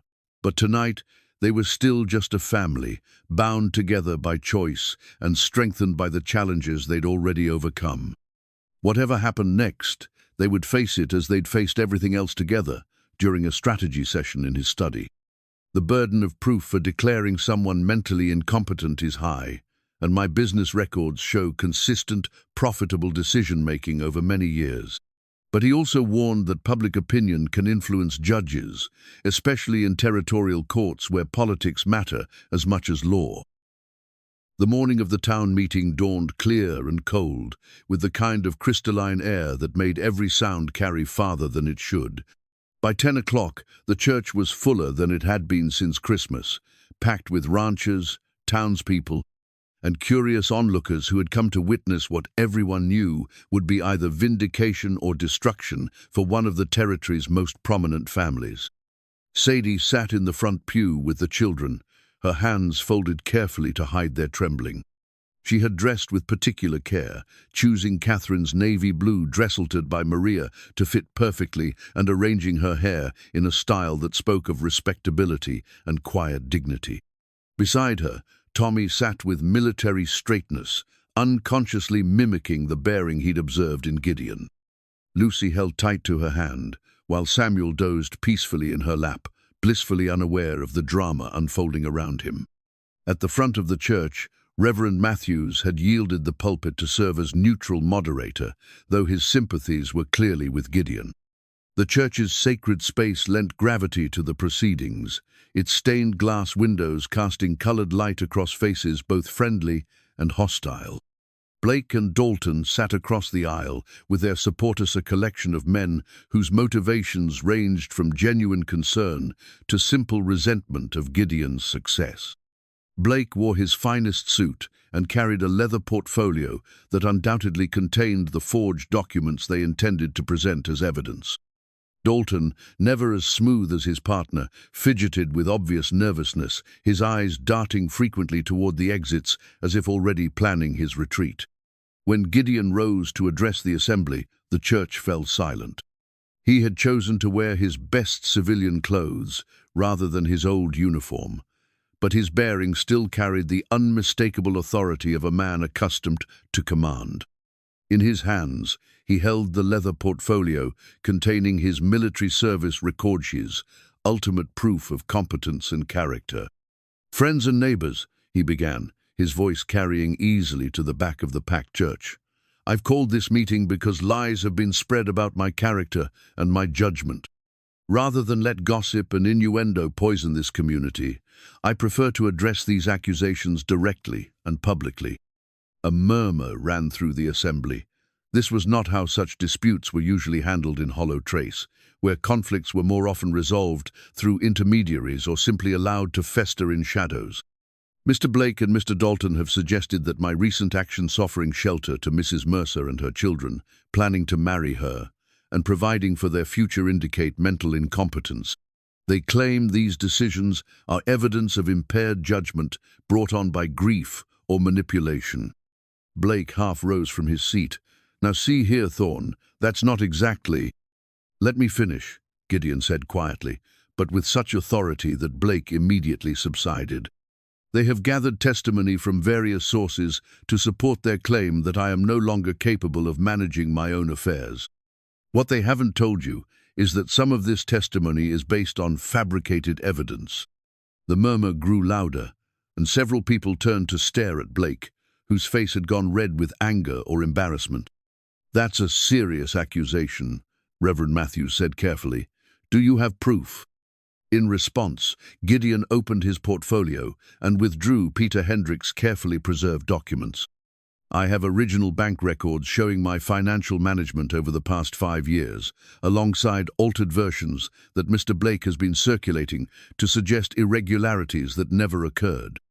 I have genuine correspondence compared to fabricated letters designed to make my decisions appear erratic."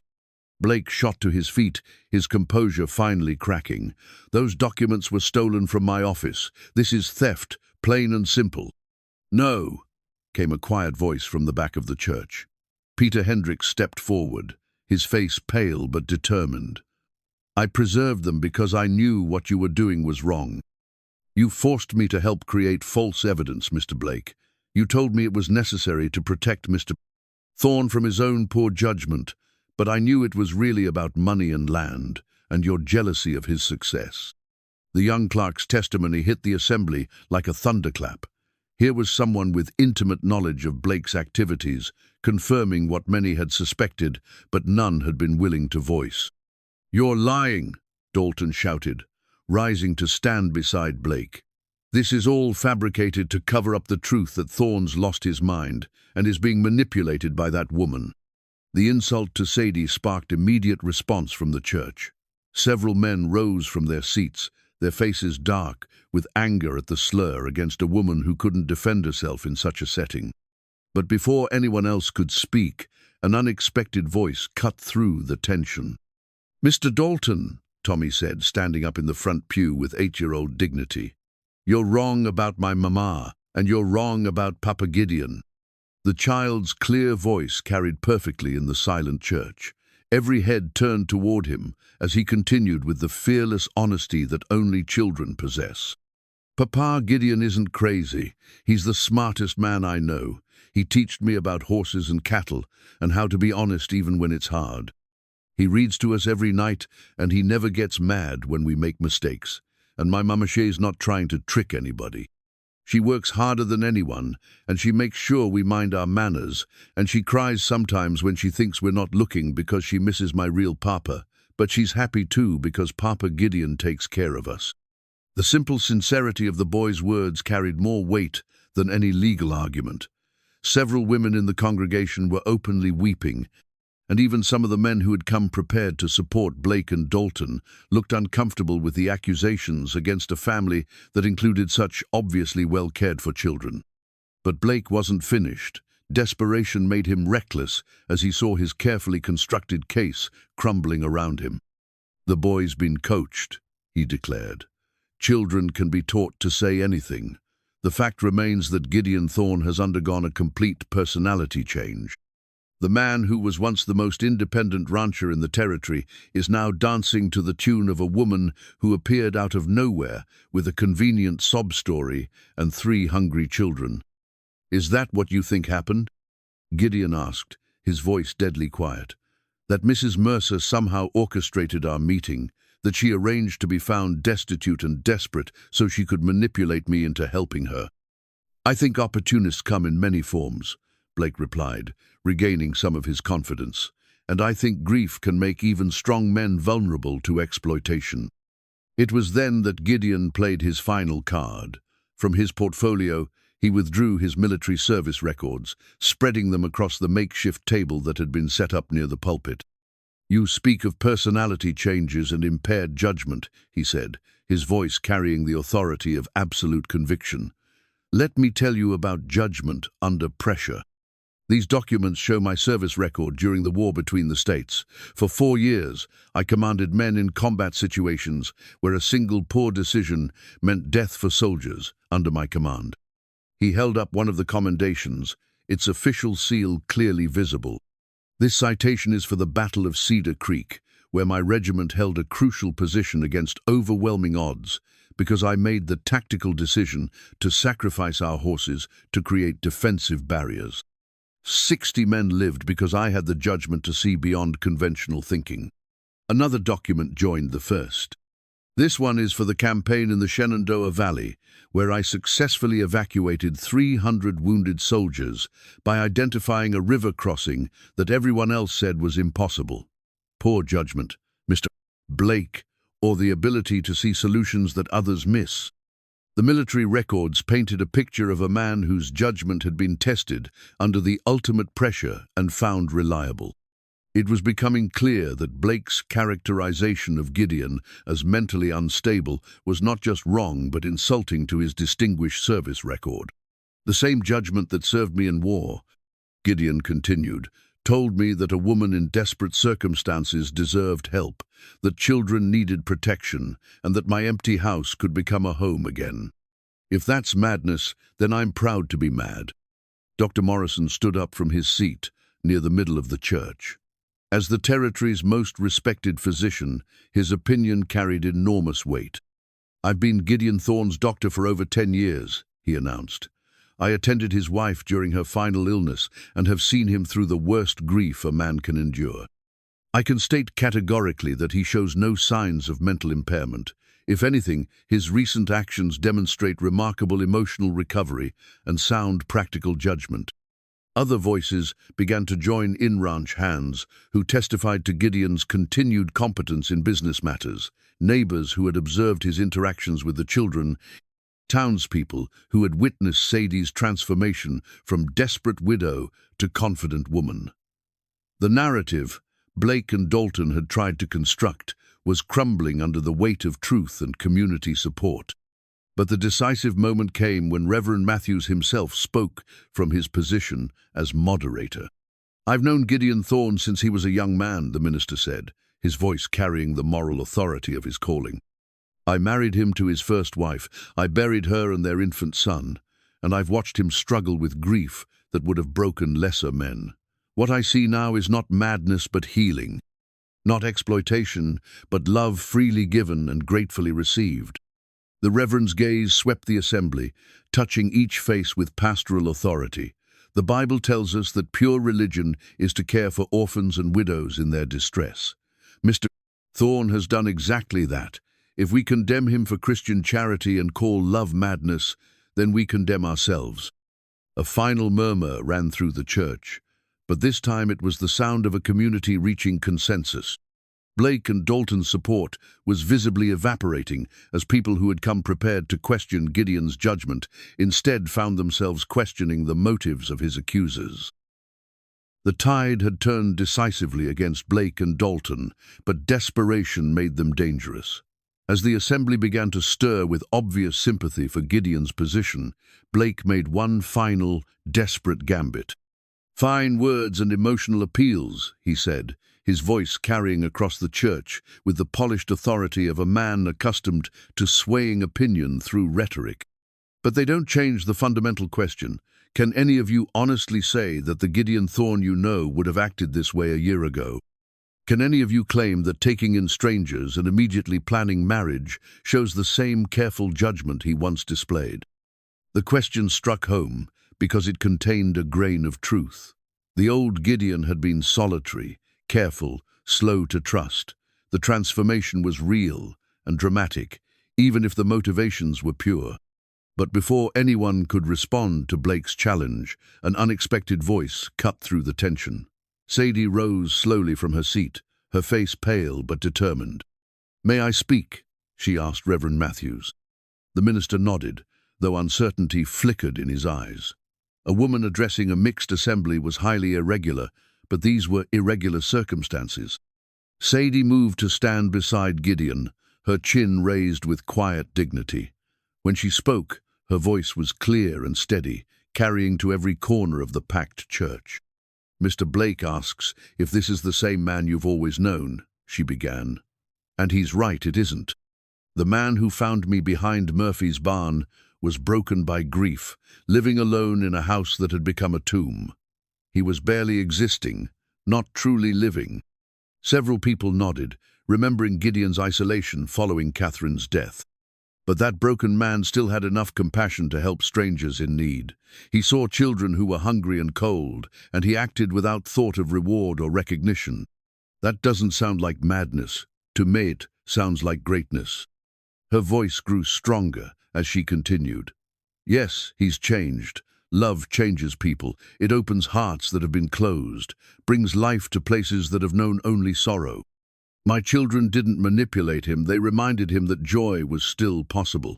I didn't scheme to trap him, I simply showed him that his capacity for love hadn't died with his wife."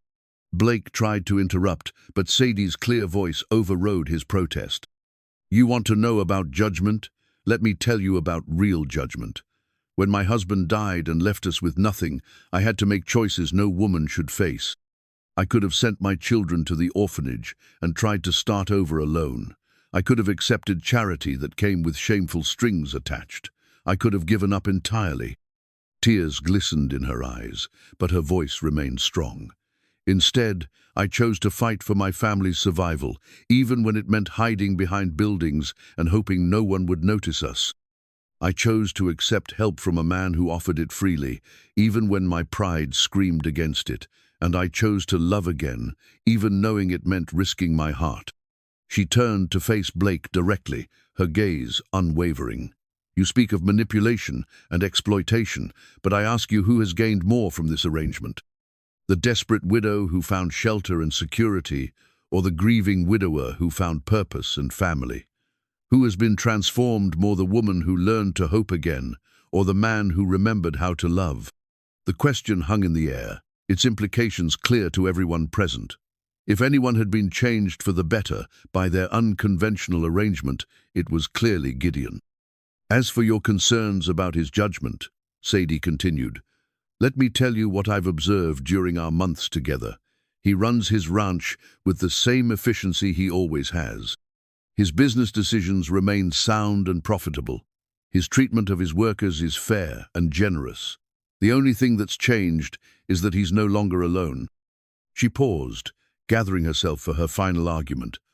"Mr. Blake, you and Mr. Dalton claim to be concerned about Gideon's welfare. But if that were true, wouldn't you be celebrating his recovery instead of trying to destroy it?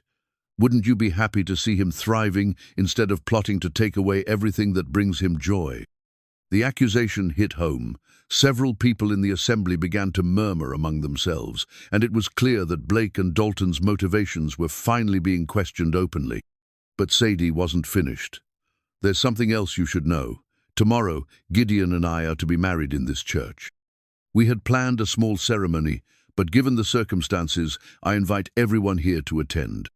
Come and see for yourselves whether this is the desperate act of a manipulated man or the joyful choice of two people who have found love against all odds." The invitation was brilliant in its simplicity. By opening their wedding to public scrutiny, she was challenging anyone who doubted their sincerity to witness the truth for themselves. Gideon stepped forward to stand beside her, his hand finding hers in a gesture that spoke of partnership and mutual support. "What my future wife says is true. Our wedding will be tomorrow at 2 o'clock, and all are welcome. Judge for yourselves whether this is madness or simply two broken people helping each other heal." Reverend Matthews rose from his seat, his face bright with obvious approval. "In that case, let me share some good news with this assembly. It will be my great honor to perform the ceremony that unites Mr. Thorne and Mrs. Mercer in marriage. I can think of no better response to these unfounded accusations than a celebration of love and commitment."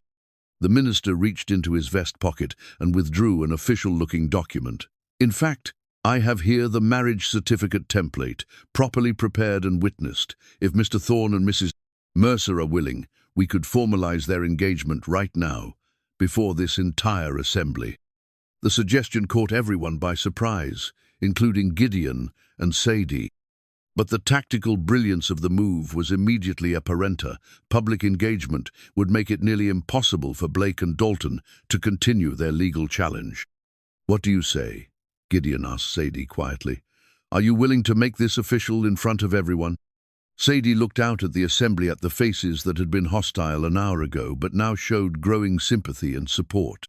She saw Maria beaming from the back of the church, Jack Morrison nodding encouragement, and dozens of neighbors who had come to witness a controversy but were instead being invited to celebrate a love story. "Yes," she said clearly, her voice carrying to every corner of the church. "I am." What followed was unprecedented in Hollow Trace's history. Reverend Matthews called for witnesses as he produced the engagement documents, and person after person came forward to sign their names in support of the union. Dr. Morrison signed first, followed by several prominent ranchers who had worked with Gideon for years. Even some who had initially been neutral or skeptical found themselves caught up in the moment's emotional power. As the signing continued, Blake and Dalton found themselves increasingly isolated. Their supporters had melted away, unwilling to continue opposing what had clearly become a community celebration. Finally, Blake himself stood to address the assembly one last time. "This is all very touching," he said, his voice tight with barely controlled anger. "But legal documents and public sentiment don't change the facts. I still believe—" "Mr. Blake," interrupted a voice from the back of the church. "I think you've said quite enough." All heads turned to see Harrison Webb, Gideon's lawyer from Cheyenne, standing in the doorway. The distinguished attorney had ridden hard through the night to arrive in time for the confrontation, and his presence immediately shifted the dynamic in the room. "Mr. Webb," Gideon said with obvious relief, "I wasn't expecting you. When I received word of these proceedings, I felt I should be here to represent your interests," Webb replied, moving forward through the assembly. "Especially since I have some information that might interest Mr. Blake and Mr. Dalton." He reached into his coat and withdrew a thick folder. "You see, gentlemen, when you filed your preliminary petition questioning Mr. Thorne's competence, it triggered certain legal procedures. One of those procedures was an investigation into the evidence supporting your claims." Blake's face went pale as Webb continued. "That investigation has revealed substantial fraud in the documents you submitted. Forged bank records, fabricated correspondence, altered property deeds, intended to create a false narrative about my client's mental state." The lawyer's gaze swept the assembly before returning to Blake and Dalton. Such fraud is a serious crime under territorial law, punishable by significant fines and imprisonment. However, I'm authorized to offer you a choice. You can withdraw your petition immediately and leave Mr. Thorne and his family in peace, or you can face criminal prosecution for fraud and conspiracy.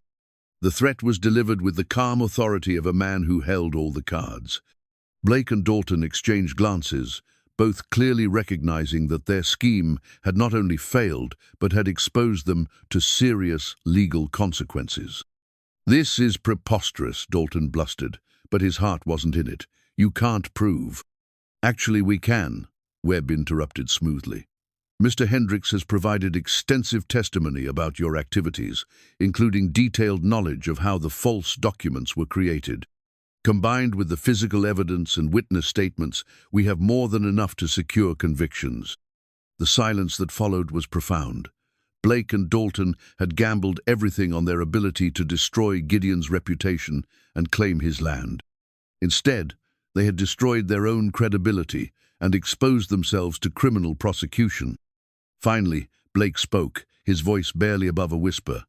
"We withdraw the petition." "Excellent," Webb replied. "I'll file the appropriate paperwork this afternoon. And gentlemen, I suggest you consider this matter permanently closed." As Blake and Dalton slunk toward the exit, followed by their few remaining supporters, the rest of the assembly burst into spontaneous applause. The threat that had hung over Gideon and Sadie's future had been decisively eliminated, clearing the way for tomorrow's wedding celebration. But the real victory wasn't legal, it was personal. By standing together before their community and defending their right to love, Gideon and Sadie had proven that their bond was strong enough to weather any storm. They had faced down prejudice, greed, and legal challenge, and they had emerged stronger for the experience. As the church began to empty, people approached to offer congratulations and confirm their attendance at tomorrow's ceremony. What had begun as a confrontation had become an engagement party, complete with community blessing and legal protection. Tommy tugged at Gideon's coat, his young face bright with excitement. "Papa, Gideon, does this mean they can't make us leave?" "No one can make us leave," Gideon confirmed, lifting the boy so they were eye to eye. "We're family now, officially and permanently." "Forever?" Lucy asked, joining them with Samuel in her arms. "Forever," Sadie confirmed, her heart full to bursting with love and relief and anticipation for the future they would build together. Outside, spring was beginning to touch the mountain air with warmth and promise. But inside the church, where they would be married tomorrow, a family that had been forged by necessity and strengthened by love had just won the right to exist on their own terms, free from those who would diminish or destroy what they had built together. 6 months after the wedding that had become the talk of 3 counties, autumn painted the Thorne Ranch in shades of gold and crimson that took Sadie's breath away every morning when she stepped onto the porch with her coffee. The changing seasons had brought their own rhythm to the family's life, and she marveled at how naturally they had all settled into their roles. The kitchen window framed a scene that never failed to warm her heart. Tommy working alongside the ranch hands as they prepared the cattle for winter, his 10-year-old frame still small but his confidence unmistakable. He wore a hat identical to Gideon's and carried himself with the same quiet authority, earning the respect of men 3 times his age through sheer determination and an eagerness to learn. Lucy had claimed the vegetable garden as her special domain, and her careful tending had produced a harvest that impressed even Maria. At 7, she could identify every plant by sight and had developed an uncanny ability to predict which vegetables would thrive and which needed extra attention. Samuel, now a sturdy 2-year-old, followed her everywhere, his chubby hands helping to gather vegetables that often ended up in his mouth rather than the basket. The painted portrait that dominated the mantel in the parlor captured them all in that golden October lighter family portrait that had been Gideon's surprise for Sadie on their 6-month anniversary. The artist had traveled from Denver specifically to paint the Thorne family, and his skilled brush had caught not just their likenesses but something deeper. Tommy stood beside Gideon with a hand on his stepfather's shoulder, while Lucy sat at Sadie's feet with Samuel on her lap. But it was the expressions the artist had captured that made the portrait special, the contentment, the belonging, the simple joy of people who had found their place in the world. "Makes us look like we've been a family forever," Tommy had observed when the portrait was unveiled, and Sadie had realized he was right. The formal arrangement couldn't hide the natural affection that connected them all, the way they unconsciously leaned toward each other, the shared smiles that spoke of countless private moments and inside jokes. The legal challenges that had once threatened to tear them apart had been resolved decisively. Blake had not only withdrawn his petition but had quietly left Hollow Trace entirely, his reputation in ruins after the revelation of his fraudulent schemes. Dalton, faced with the loss of his most powerful ally and mounting debts from his failed land grab attempt, had been forced to sell portions of his ranch to remain solvent. The irony wasn't lost on anyone that Gideon had purchased those same parcels at fair market value, extending his holdings while helping a former enemy avoid complete financial ruin.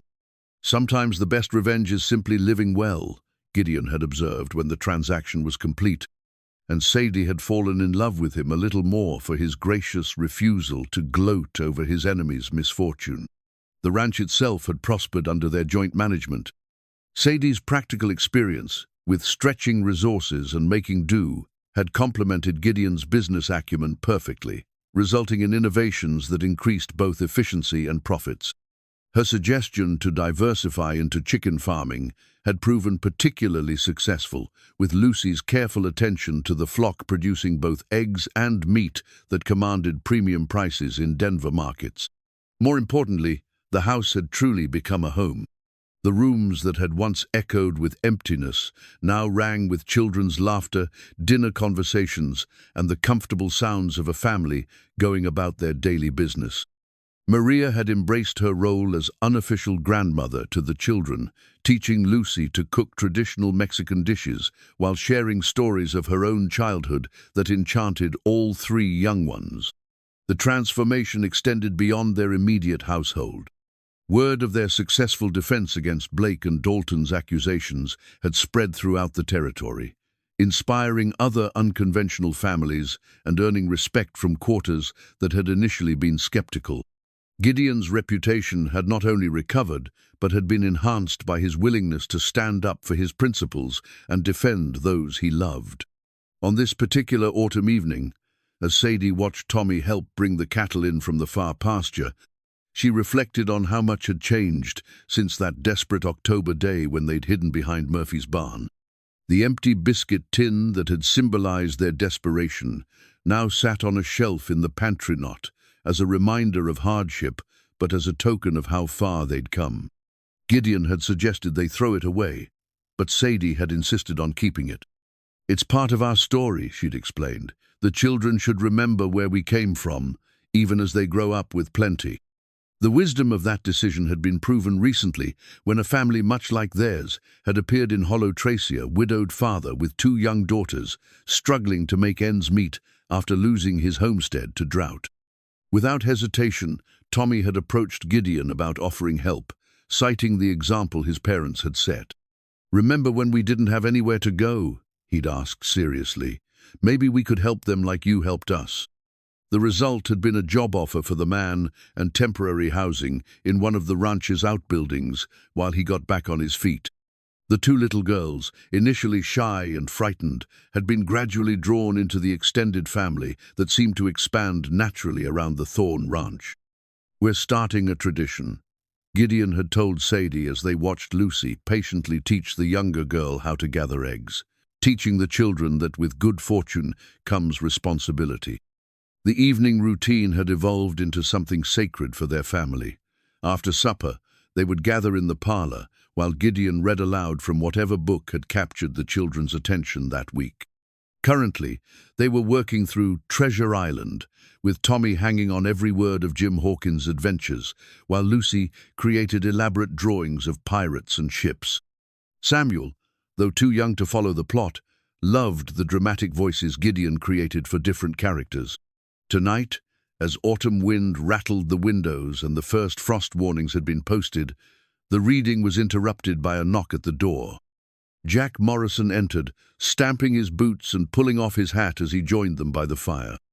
"Sorry to interrupt," he said with a grin that suggested he wasn't sorry at all. "But I thought you'd want to know. Got word from town that the territorial governor himself is planning to visit Hollow Trace next month.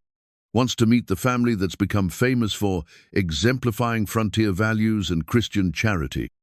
Sadie felt heat rise in her cheeks at the formal recognition, but Gideon merely chuckled. "Politicians," he said with gentle mockery, "always looking for good stories to tell." "Maybe so," Jack replied, "but the story's a good one. Wealthy rancher finds homeless family, provides shelter, faces down legal challenges to marry the woman and adopt her children. Sounds like something out of a dime novel, except it's real and it happened right here. Don't forget the part where the family helps the rancher remember how to live again," Sadie added quietly. "That's the most important part of the story." As Jack left and the children were tucked into their beds, Sadie and Gideon found themselves alone in the parlor for their customary end-of-day conversation. These quiet moments had become precious to them, time to share the day's small victories and concerns, to plan for tomorrow, and simply to enjoy each other's company. "Do you ever regret it?" Gideon asked, a question that had become something of a ritual between them. "Giving up your independence to marry a stubborn rancher?" "Every day," Sadie replied with mock seriousness, "especially when that stubborn rancher leaves his boots in the middle of the kitchen floor." Then her expression softened. "Do you regret taking in a desperate woman and her troublesome children?" "Only when those troublesome children beat me at checkers," Gideon replied, pulling her close, "which is happening with alarming frequency." They sat in comfortable silence, watching the fire dance in the massive stone hearth while snow began to fall outside the windows. The first real snow of the season, promising months of winter that would test both livestock and humans, but that held no fear for a family prepared to face whatever came together. "I've been thinking," Sadie said eventually, "about that day behind the barn, about how terrified I was when you found us. You hid it well. I thought you were remarkably brave." "I wasn't brave at all. I was desperate and frightened and ready to run at the first sign of danger. But you," she paused, searching for the right words. "You saw something in us that we couldn't see in ourselves. You saw a family when all I could see were broken pieces." Gideon was quiet for a moment, his arm tightening around her. "Maybe that's what love does," he said finally. "It sees potential where others see problems. It finds hope in the most unlikely places." Outside, the snow continued to fall, covering the ranch in pristine white that would soon be marked by the tracks of cattle, horses, and children at play. But inside their warm home, surrounded by the evidence of lives well lived and love freely given, the Thorne family was complete. The empty biscuit tin in the pantry would remain there always, a reminder of how far they'd traveled from that desperate day. But the family portrait on the mantel told the real story, not of charity given and received, but of hearts opened and lives transformed by the simple recognition that love multiplies when shared. That families are built not just through blood but through choice, and that sometimes the richest man in town isn't the one with the most land, but the one who knows a treasure when it climbs into his wagon, cold and afraid, and decides to stay. In years to come, the story would indeed be told and retold throughout the territory, the tale of Gideon Thorne, who found more than he gave when he offered 4 simple words to a desperate woman. "Get in my wagon now." But those who lived it knew the deeper truth, that the real miracle hadn't been the rescue itself, but the family that had grown from that single act of kindness, proving that real love, was always stronger than fear, more powerful than prejudice, and more lasting than any challenge the world could send their way.